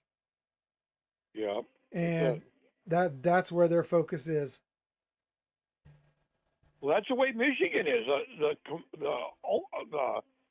The president, all of them down there, all they care about is money. They didn't have no honesty or integrity, or they would have came forward and helped the NCAA on all this crap. No, there no honesty, no integrity, nothing. But it is what it is. At this point, I'm just sitting back. I'm going to enjoy them when the penalties roll out, but I'm not at this point worrying about the penalties. I've totally shifted gears to where, like I said, I'll celebrate it when it happens. But right now, I'm focusing on this year's Ohio State Buckeye team, what they're going to be able to do. And from what I saw Saturday, we've got a lot to be excited about. Hey Chris, Yes, that's what I sir. was going to ask you next. I missed your YouTube on Saturday and Sunday, so clue me in on how things went. I would say we are at least as good, if not better, at every single position group, with the exception of maybe running back, who I think will be very, very good. But it's hard to say they're better than having Trey and Quinchon in there. But they're very, very good. They are deep and they are talented. The quarterback room gives me reason for concern, not so much that they don't have the talent, but that the lack of snaps is catching up to Julian Sand right now. If he'd had more snaps last year, he works out those freshman bugs last year. I think he's working them out right now. Hopefully he's in good shape come the Texas game, but I'm going to tell everybody we're going to have to be patient with him. He is as good as advertised, but we have to let him develop into that. And he's going to have to do it quick because Ohio State does not have an easy schedule. No. Contrary to what other people will tell you, they have Texas. They got to go to Washington. Both those games in the first 4 games of the season. They got to play Minnesota. They got to go to Illinois. Illinois, a team I've got pegged as a playoff team this year. Penn State comes to town. Yeah. You got to fix that problem that we got at the end of the year. So he is the guy. He's going to be the guy this season, and he should be. Because even though he can't go into that Texas game. He can't force balls in the middle of the field where we're going to get picked off, interceptions or fumbles. That's the main thing. You got to just tell him, hey, look, play within yourself. You're going to be at home. I know it's going to be a tough game, but just punt the ball or whatever if you can't get anybody open. Don't force the ball in there where we get turnovers. Right. And that you know how turnovers kill you in the game. Yeah. Play smart because this is an incredible defense. And I'm going to say that again, Ray, an incredible defense, possibly as good, if not better than last year's defense as a whole. Defensive line depth that we were all concerned about is not a concern. Yes, they lack snaps, but they are good. They are talented. And Kenyatta Jackson is leading that room like a man possessed. The linebackers are absolute physical freaks. Sonny and Arvell are just scary, scary monsters. The corners, Jermaine Matthews Jr. is as good as advertised. Iggy's going to be solid. Devin Sanchez, tremendous talent. Yes, in practice he got beat, but he got beat by Jeremiah Smith, who is an all-world receiver. So don't give me any crap about that, because let me tell you, he is solid. The younger guys, West, he looked awfully good. You had everybody, Sanchez, West, both looked really, really good. I can't find a problem with this defense. How do we look, Chris, on punter, kickoff returns, punt returns? How do we look on a field goal kicker and a punter? Because those 1 or 2 points can go that way too. It can. You know? We missed a couple of field goals. I'm not overly concerned though. We missed a couple of field goals. If you look other than that, kick coverage as far as the kick returns, we saw 6 guys, I think it was 5 or 6 guys, take snaps doing kick return. One of them was Caleb Downs. Jeremiah Smith did it. Carnell Tate did it. Trying to think, Brandon Ennis did it. And then watch for Turbo Rogers to be one of our big kick return guys. Turbo, the freshman, looked extremely good in practice, although he made freshman mistakes. And I'm going to tell you, Larry Johnson was all over his backside about it. He climbed right up his backside coaching that young man. But I think Turbo's going to be our kick returner. I really do. How's the punter look? I mean, The punter, you can fit people inside the 8 and 10 yard line. That's a big key for your defense. How does that look on our punter? I honestly didn't see a lot of the punter Saturday. Okay. I'm pretty confident we're pretty decent at punter. But I mean, to me, my main concern with this team right now is in the early going, just the development of Julian Sayin, because Ryan Day's come out and said this kid is one of the smartest quarterbacks he's ever coached, which means he knows what to do, and then he just has to get out there and execute it. And slightly to his defense, I think he's playing in practice against the best defense in the country right now. I'm going to tell you that right now. I think Ohio State is the best defense in the country right now. I sure hope you're right. So, all right. Anything Hey, else on your mind tonight? Yeah, go ahead. One other thing before I leave you, I watched the Big Ten Network today, Why? and they had a guy on. I used to read a lot of his books, Phil Steele. was on Yes. there. And he predicted Penn State. He likes to win Penn the State a national lot. Title. He likes Penn State a Yeah. lot, but more than that, How many returners they got on defense and offense? You know. Penn State returns a lot of guys. Yeah, I knew they did, but I just wonder how many. And I'm going to tell you right now how many, because the number escapes me as far as exactly how many are returning, but they are returning a lot. They only have 4 guys in their starting rotation in their first team. 4 guys out of the 22 that were not with the team last year. Now, they didn't all start last year, but they've only got 4 guys who have not been in that system that are starting on offense and defense this next year. And they've got some very talented kids. Obviously, they have arguably the best running back room in the Big Ten going into the season, maybe in the country, with Katron Allen and Nicholas Singleton. Drew Aller is a very solid quarterback. He's a senior, talented kid. Doesn't throw the deep ball as much as a lot of people would like, but a lot of that has to do with their receivers, who are all transfers this season. All 3 starting receivers are guys that came in via the transfer. I personally don't think I think they've upgraded a little. I don't know if it's a good enough upgrade at receiver. Offensive line should be very good for Penn State. Defensive line should be pretty doggone good for Penn State. Their linebackers, they've got a new middle linebacker and Amari Campbell. Tony Rojas is a guy who's been with the program. He's played some. It's a solid team. But I do think a lot of people are just going by the fact that, well, Michigan 2 years ago had a bunch of people come back and they won the title. Ohio State had a lot of people come back and they won the title. Penn State's got a lot of people coming back, so they're going to win the title. I don't think that's necessarily the case, because as long as they've got James Franklin, I don't have confidence in Penn State. Well, that Phil Steele, did he pick Texas number 2 and us number 3 in the rankings, or what? I don't recall what his picks were for the rankings. I do know that he had.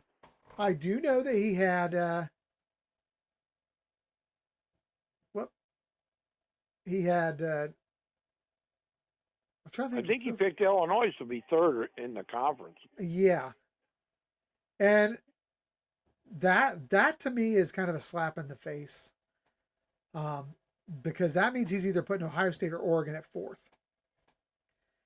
And I think legitimately. I think he picked Oregon 4th. Yeah, I think legitimately, Ohio State and Oregon are the top 2 teams in the conference until somebody proves otherwise. You've got, I think, Penn State in at 3rd. I think Penn State gets pinched out of the national title game or out of the Big Ten championship game this year. I think you'll see Ohio State play Oregon in a Big Ten title game this year. But don't sleep on Illinois. Don't sleep on them. Illinois is good. They're top. They're one of the top 4. I know it. I agree with you. They got a lot of talent back. They do. And it will be at Illinois. Yeah. And, I understand why people are putting Penn State at number 1, but I don't agree with it. I just don't. Because I think that their quarterback, or their head coach is a big question. So, but again, that's just my take. Michigan at 5. Do you think they're that good? I don't. Personally, I don't. I think a lot of people are overrating this young man who is coming in at quarterback. I think, we're seeing Julian Sain have a lot of question marks in practice. However, they're going to put Bryce Underwood out there to have all these question marks in games. I don't think they're going to be as good as you think. In fact, I actually have Michigan. I just pulled up our Big Ten predictions. I actually have Michigan at 7-5 at the end of this season. Hey, they got Nebraska as a sleeper of the teams, like Illinois was last year. He had Nebraska down. I guess they got a pretty good. What's crazy to me? They used to be great every year, and then they go into the Big Ten. I think how many years they've been in there? 15 or 20 years now. I don't think they've ever had a good team in the 15 20 years. They've been to the Big Ten championship game early on. Very early on. I'd have to go back. Yeah, but this was way back. I don't remember that. This was back. What year did they come in the league? I would have to look because I don't remember exactly when they came in. What year they came in, because I'm shocked at how bad they've been for all these years, considering they always had walk-ons. They never recruited very good, but they'd always have them farm boys that would really know how to block and tackle. Yeah, they came in 2011. 2011, okay. What year did they? I don't think they were in a Big Ten title game. I believe they were. Check it out. I don't think they were. I don't think they ever were. I didn't think they made it to Big Ten title game ever since they've been in the Big Ten. 14 years they've been. Yeah, they were there. They've been to the Big Ten title game one time, it says. What year But was hold, that? hold on. That may be the wrong. I don't think they ever were. I don't remember ever having a really good team. 2012. Well, they were at 20. 2012. Who'd they play? They played against Wisconsin.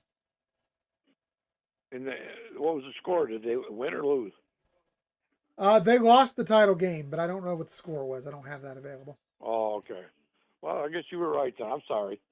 It's hard to remember that many years ago, really. But that might have been the only year they went, though, right? That is the only time they went to the Big Ten title game, yes. Isn't that crazy that they would have all them great teams back in the 80s and 90s, and they've never been able to really bring it together in Well, the Big Ten, huh? You could be seeing the same thing happen. I know a lot of people don't want to acknowledge this, but the very same thing could happen to Oklahoma, who entered the SEC and did not have a great season last year. They were a very mid team. And Mm-hmm. I mean, Oklahoma, sometimes that change of conference does not always work out. I mean, Yeah. if you look at Oklahoma's football schedule this season, I mean, they have, where did I go? Do they play So- Nebraska this year? They have Michigan in week 2. Yeah. They play Texas, South Carolina, who was Oh, awfully Texas. good last year. Now Wow. this is in a row. They get Texas, South Carolina, Ole Miss, Tennessee, Alabama, Ooh. Missouri, and LSU all in consecutive Ooh. games. Oh, brutal.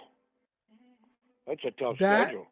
that is a rough schedule. I mean, and Yeah. you've got your 2 non-coms in Illinois State and Temple.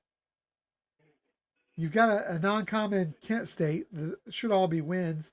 Auburn at Norman, Oklahoma. They probably win that. But you've got Michigan at Norman, which I've picked as Oklahoma to win this. But I can see a scenario where Michigan wins that. And if that happens, Yeah, good. this is an Oklahoma team that may not be bowl eligible at the end of the year. Well, they better be better than they're saying they're going to be better than last year. They better be with that kind of schedule. Yeah, it's going to be tough. It is not going to be an easy day or easy year for Oklahoma. Where do they play that Texas game at? Is that at Texas or at Oklahoma? They play Texas in Dallas at the Cotton Bowl. And boy. and that's the thing. They play Um, at Texas and then at Columbia, South Carolina to play the Gamecocks. They do get Ole Miss at home, but then they go on the road to Knoxville to play Tennessee. And then they play Wow. at Alabama in Tuscaloosa. And then you finish up with Missouri and LSU at home. Guys, that's not an easy my schedule. goodness. Well, they better make a lot of improvements. Yeah, so it's going to be a tough year for Oklahoma, and this is a team that if you run and this is what happens in Nebraska, you run 2 or 3 of these rough seasons in a row in a new conference. Yeah. All of a sudden, you run the risk of falling into mediocrity. Yeah, you lose your confidence. Yeah, All exactly. it takes is a tough schedule like the one they got this year. Hey, I'm gonna let you go. Hey, God All bless right. you. I'll pray for your family. You pray for mine. And Yes, sir. OH. Io, go Bucks. That was the living legend Ray. Now we got another caller on the line coming from the 434. After that, we've got Caden still on the line coming up after the next caller. But hey, guys, phone lines are still open. If you're calling, I'm answering 567-483-1999. Who do we got on the line, Hello? caller? Yes. This is Dave. Yeah, Dave. How's it going? You there? Yeah. I'm doing pretty good, man. How are you? I am feeling good about life. We are less than 4 from Buckeye football, and I am completely fired up. I have turned the page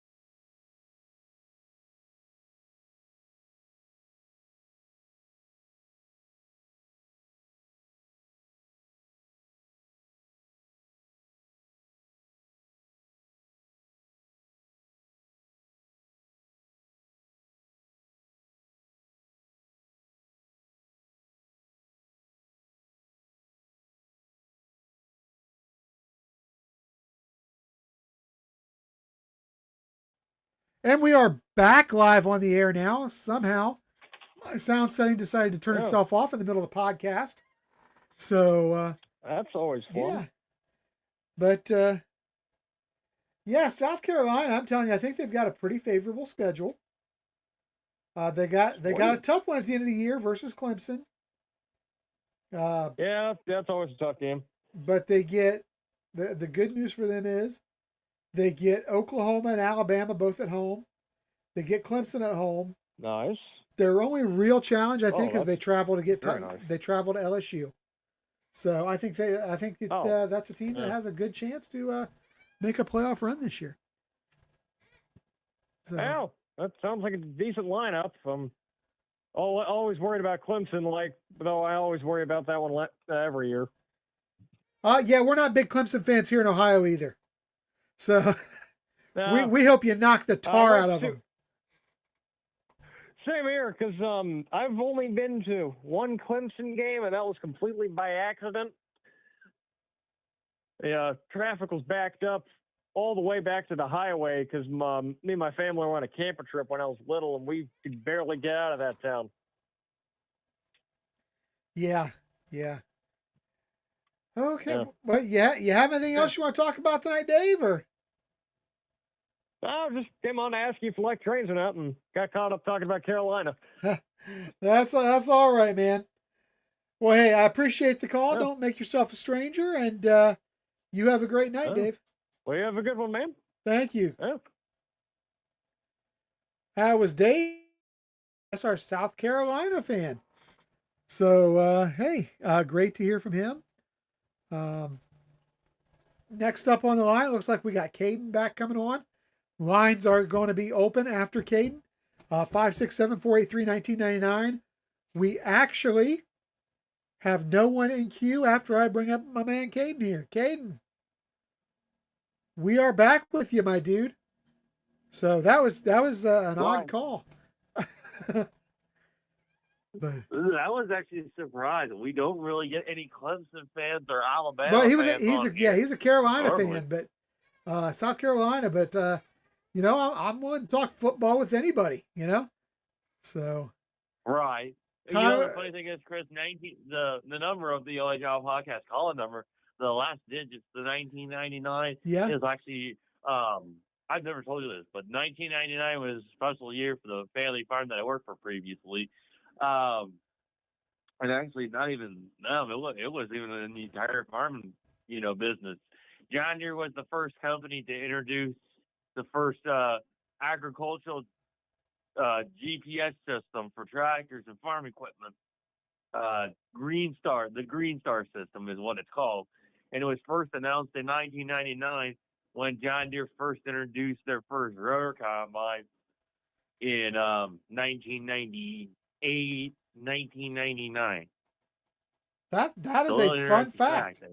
That is a fun fact for those of us who live here in quasi-rural Ohio. I mean, Marion County is one of those that's kind of urban, kind of country. So, fun fact for those of us who live in a quasi-rural area. Yeah, that was cool. So, But okay. let's get down to football, shall we? Let's I mean, talk. our schedule for Ohio State. I mean, Texas. Like I've said multiple occasions, that game is going to be either a bloodbath or it's going to be Ohio State's defense opening up a can of you know what on Texas.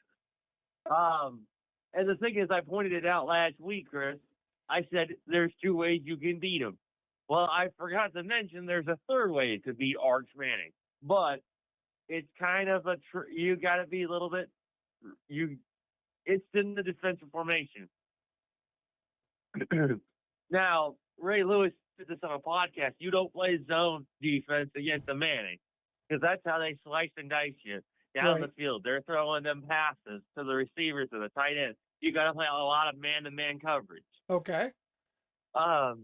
You cannot blitz a guy like Peyton Manning or especially Arch Manning. And I mean, defenses have played a lot of zone blitz defense, and that's how the last year Arch Manning was able to slice them and dice them with their receivers and tight ends. But with me, as long as Ohio State defense and Georgia's defense already knows this, if they can play a lot of man-to-man blitz defense so they can cover a majority of his receivers with the quarterbacks and safeties, that leaves the linebackers and the front six or the front five to get Arch Manning. So if he tries to do like a little shuttle pass to the running back, they'll have the linebacker there to catch him off guard. Yeah, and that makes very Because- good sense, Kate. I mean, it really does. To me, Because oh, go ahead. I was going to say, because you don't want, because Arch Manning's the only guy that throws a shoulder back pass in a zero coverage defense besides his Uncle Payne, which most of his play counting, most of his snap counts, and everything he does is mimicking and actually exactly everything that his Uncle Payne does. And it's like, okay, well, we got to mix it up with a cover one defense. We got to mix it up with cover two blitz, cover one blitz. Play a little Tampa 2 blitz in there. You can't just play strictly zone to zone defense and then put some blitz pressure. Because if you blitz, then he's going to be able to slice and dice those passes to the tight ends, the receivers. Now, he doesn't have, the guys that he had from last year at the moment. But, that's something that they need to keep in mind. And, I mean, Georgia already knows that fact. I mean, they sacked him a total of 28 times last year in between two games. Yeah. So I think that's kind of where people need to realize that you cannot be playing zone to zone defense against a guy like Manning. You got to play more man to man and the man blitz. So You got to mix it up a bit. let me ask you this, Caden, because I like where you're going with this. Do you think this may have been part of the impetus for moving Caleb down from safety and into the slot to give him that extra athleticism, that guy who can either rush the quarterback, get up and make the tackle, or fall back into coverage? And you know what? I'm glad you brought that up, Chris, because moving Caleb down to the slot was a good idea so that it gives the other guys a good chance to get in some reps.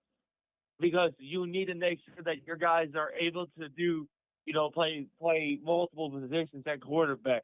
There's your guys that cover the slot receivers, and then there's your guys that cover the tight end. But most of the time, they'll use the tight end to protect your quarterback or in a run play situation. And with Caleb Downs moved to the slot, that's really going to help, Ohio State's defense. Because at Alabama, they didn't move Caleb Downs down to the slot. They just kept him in the way backfield there. So Right. I think with Caleb, he's going to be able to get more picks. And especially this game against August 30th against Texas, that's the one he's going to probably get more picks in against Arch Manning. Because let me be honest, no one has gotten more picks on Arch Manning between two teams, and that's Ohio State and Georgia getting more interceptions between them two. And that's a crucial fact. So that's just kind of my 2 cents there, Chris, but I don't know what you think. No, I agree. I think they'd made this move to definitely take advantage of his athleticism, his versatility, his ability to be everywhere on the field. The fact that they're going to be able to better disguise defenses, not knowing what this guy's doing. Is he going to run up and play like a third linebacker? Is he going to drop back and play like a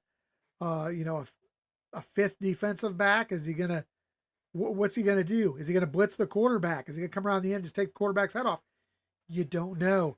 And I love the fact that they're using this part of his game. And like you said, it gets critical snaps to guys like I feel like Joe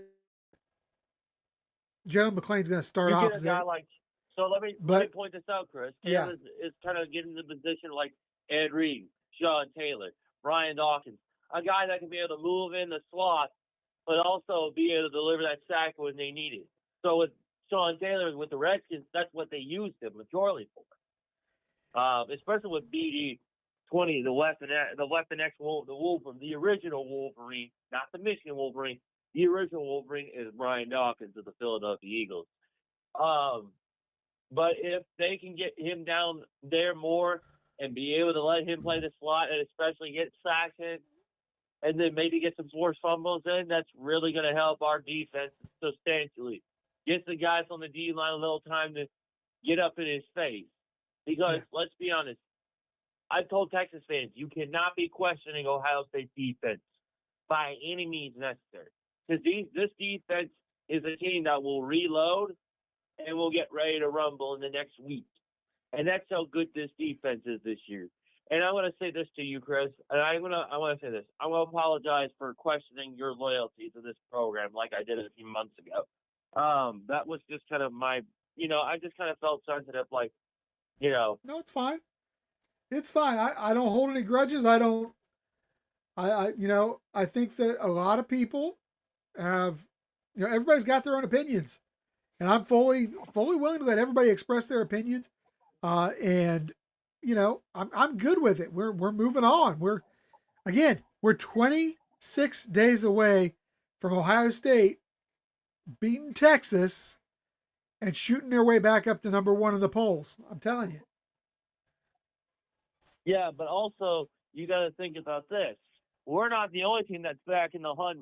We're going back for another national championship. Georgia, also a number one defense in the country, but also the number two defense in the country right now, is also in the hunt for that national championship again. The former two-time defending national champions, but also the team we had one heck of a game against. And I'll tell you this, Chris, I have a lot more respect for Georgia fans than Alabama fans and the Scum fans, truth be told. Yeah. My big issue with Georgia is the number of off-field issues that this team has. I question the culture of Georgia because of all these off-field issues, all the trouble with the law. But I mean, they're a solid football team. Don't get me wrong. I also question a little bit though, just where they're at offensively. I don't know that Gunnar Stockton is the solution, and they put him in there to replace Carson Beck, of course, and kind of chase Carson off. I don't know that he's it. I think they're going to be good at running back. I think they got a pretty good offensive line. They've brought in Their defense is going to do their work. their defense Majority. should be pretty They're going to solid. rely on their defense. I mean, but this one thing I will say about Georgia, they're a team that's only got two people in their starting lineup, offense, defense combined, only one on each, that is not somebody who was not with the program last year. So there's a lot of continuity in that program as far as the players in the program.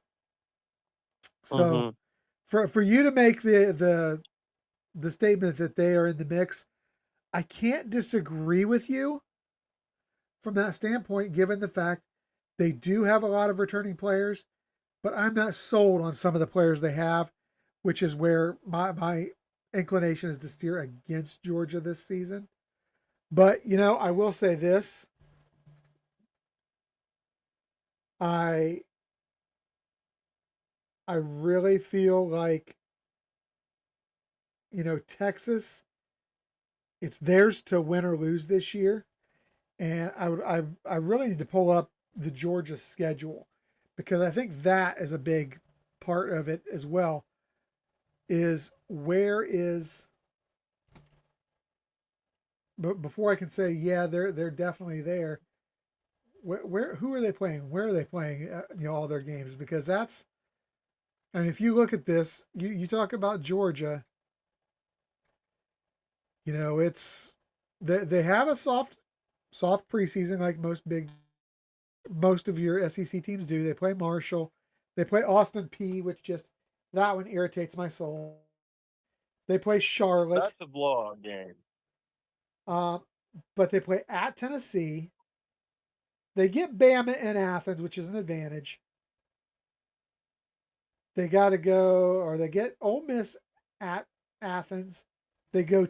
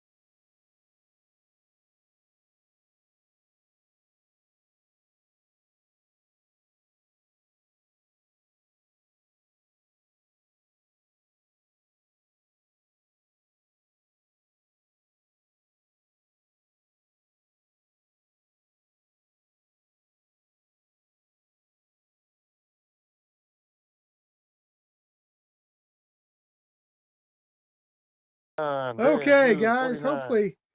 Hopefully we still have people with us. We had a Red, little blue, issue. red, blue, 49. Red, blue, 49. Red, blue, 49. Oh, I think they can hear us now, Caden. We're back. So yeah, guys, we had I'm going home. a little issue. My internet went out for a second, but we are back. If you are still with us, I'm waiting for some responses. Okay, everybody's still with us. Great, great, great, great, great. Thank you so much for hanging with us. Apologize so much for that. Caden, please go ahead and finish your thought that I'd cut you off with.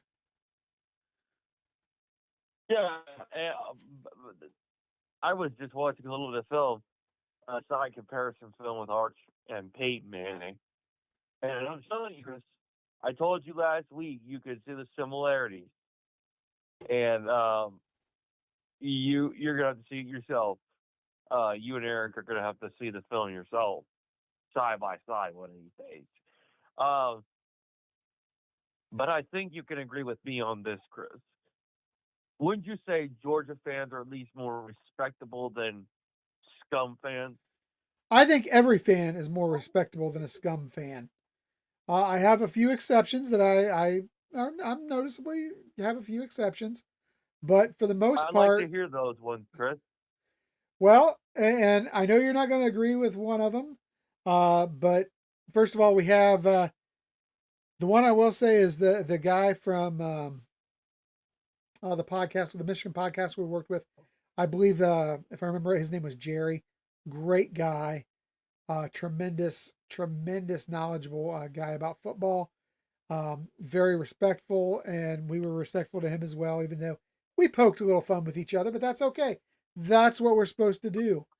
Um, and then again, I've never had a problem with Burks. I know that you guys don't get along real well. Um, I've never had him personally do anything to me, so he's always been respectful to me personally. So for that, I got no problem with him either. Outside of that, I don't have a whole lot of Michigan fans who I'm willing to even listen to. Any other like fan bases, maybe like Notre Dame? Notre Dame fans You are know, great. They are awesome fans, honestly. I've been to Notre Dame multiple times. Awesome fans. Good people. My problem with Notre Dame, it has nothing to do with the fans. It has nothing to do with their podcasters. It has nothing to do with their football team per se. My problem comes in the fact that their coach betrayed Ohio State. That is my problem. He was now nasty to that is them. something I can agree with you. Notre Dame itself, though, I have a lot of respect and reverence for the program. Uh, Fan bases that I've had the most issues with, I think about that, and I think about it in all sports. Typically, in baseball and football, I've found that Boston fans are about the worst there is.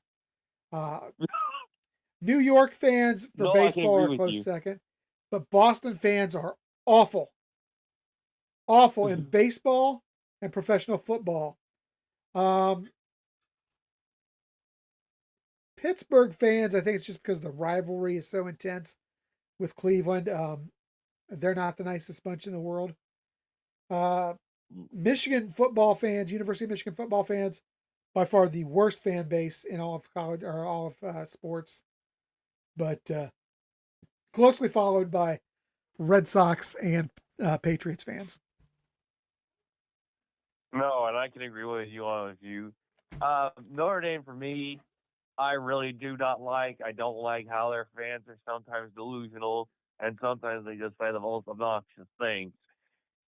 And credited that they do say the most uh, absurd things, and how they say Marcus Freeman was the greatest thing that ever happened to Notre Dame. I'm like, no, he betrayed his own brothers that he led and sweated with in a locker room, and he betrayed them to go to our rival Here's because he felt like it wasn't home.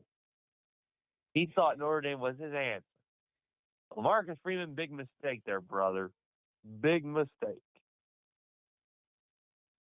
Yeah, and let me tell you, from my standpoint, okay, now, let me just go with this. Um, Marcus Freeman, I I think he is a pretty decent coach. On a personal level, I have a problem with him talking bad about the program and the university. The negativity that came out of his mouth about the program and the university were unacceptable and uncalled for. If he were to come out and publicly apologize for those comments he made, I might be willing to forgive Marcus Freeman. Not that he cares, but I would be willing to forgive Marcus Freeman his transgressions if he were to come out and admit he was wrong and apologize. But I just don't think that's in his nature. So from now until the end of the No, time, I want nothing to do with him. right. But also, Chris, I'm gonna tell you this. So you know how there's some Michigan fans on here that say the most absurd and obnoxious things on here, but there's sometimes you'll find one of the Michigan fans that say really the most absurd things. Okay. Yeah, I know where I I know where you're happen going. to know. Well, I'll tell you one other thing. Besides Burke's telling me to go F myself, which, oh well, it is what it is. I will tell you what. There is a Wolverine fan on the internet who has been telling people to avoid your podcast along with Eric that I know personally. Well, you know what? I'm not worried about that Wolverine fan. Our numbers are doing Well, no, just no, no, fine. no, no, because this Wolverine fan, Chris, and I'm going to tell you this personally. This Wolverine fan has called you the most absurd things on the internet, That doesn't bother and me. I mean he said the most horrendous things about you. He said you and Eric suck. He said you and Eric's podcast is so lame. Blah blah blah blah bleep bleep bleep bleep bleep bleep bleep. I mean, he uses the most horrendous profanity of all freaking time. Let them say what they want. I couldn't care less what comes out of the mouth of someone who worships Dave Portnoy. So, I mean, I have no use for them, no time for them. They can say what they want, they can think what they want. Um, and I But you know what, Chris? As a Buckeye brother, I'm letting you and Eric know to just be careful of that Wolverine fan. I'm pretty sure I know who it is, so I'm not too worried about it. He used to It ain't frequent us. Burks, No, it's not. It's and somebody who used to frequent us until Eric dismissed him from the show. I'm pretty sure. what was his name? I'm just curious Well, because I'm talking about a different dude. I'm not gonna call out anybody. I won't do that. Because I'm talking about a whole different dude, Chris. Okay. Yeah. Because he goes by a different social media handle. Yeah. I don't know, but But I'll just tell you this, Chris. If he calls in, he goes particularly by the Jack Wolverine. Don't know why, but I know him personally because he used to work at a gym. But he said the most absurd thing about you, Buckeye fans. He said a lot of horrendous things. I mean, when I say horrendous, I mean, oh my, just Lord, about how much crap this guy spits. Like a again, spitting cobra. there's nothing he can say that would be more insulting than I've heard teaching elementary school. I promise you. Really? Uh, Because you want to know the most absurd no, thing? I no, because I mean honestly, Kate, I don't care what this guy has to say. He's an idiot with a platform to spew his idiocy about. So I mean, I have no concern. All I'm worried about is what people think who are in our chat, people think who are our callers, who are our pod squad, who are our members, who are our longtime listeners. That's the people that I care about. Uh, some asinine Michigan fan is the least of my worries. he cannot bring me down right now, because let me tell you, we are the reigning, defending, and undisputed national champions, and we are about to begin the next step towards achieving that title again in only 26 days. So there's nothing any Michigan fan can say that's going to affect me whatsoever. You know what? I thank you, Chris, for reminding me that, but also, we also still need to climb up the championship ladder, because there's a few teams up the championship ladder that we got to push off the ladder. You are And right. that's including Southern Cal, and that's including Princeton, and that's including the only team with 18 national championships, being the University of Yale Bulldogs from an Ivy League conference. So we still got to knock off 3 other teams, well, 4, including Southern Cal, to say we're the greatest national champions of all time. Oh, you forgot one, man. Got it. Bama's up there too, man. I said, huh? Bama's up there too. I said Bama. Oh, I missed it. Okay, I'm sorry. I didn't hear said Bama. Yale, Princeton, Bama, and then Gotcha. Southern Cal, because Michigan's Gotcha. behind us. Okay. Michigan's behind us. Harper's behind us. Penn State's behind us. And that's for dang sure.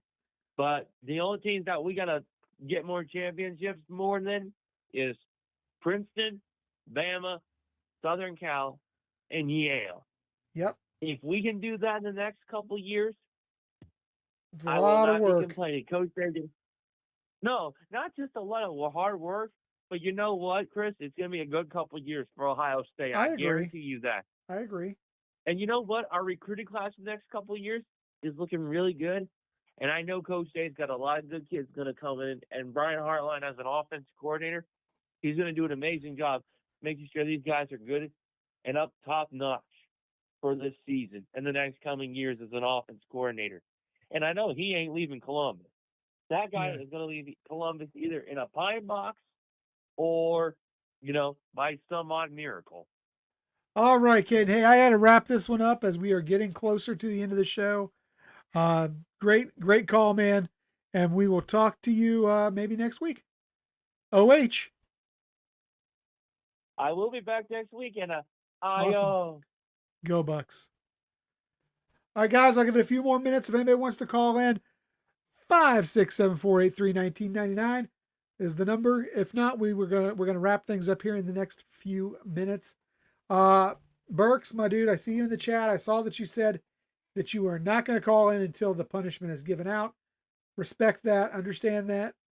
However, this I do not understand. If Underwood is amazing, people are going to start calling him Undergoat. No, I don't think so.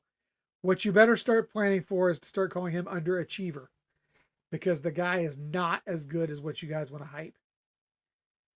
Oh, it sounds like Fotown in the house. Oh my. Got some Fostoria folks in the house. Oh.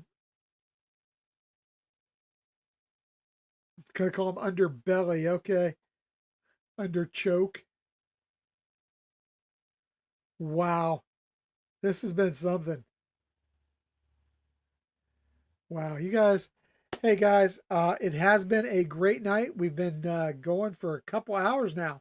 Amazing. We're coming up on 2.5 hours. And I expect it to only get better as we get closer, guys. Keep those calls coming. Make sure you're liking, sharing this with your friends on all your social media outlets. Go into YouTube. Share this video with Buckeye friends. If you're in Buckeye groups, guys, we have a lot of great things going on. We're this close to the beginning of the season.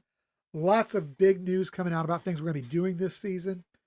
So just keep watching, and we appreciate everything you all do for us in supporting this podcast. So that's going to wrap it up for tonight. Let me just say good night, God bless, and go Bucks.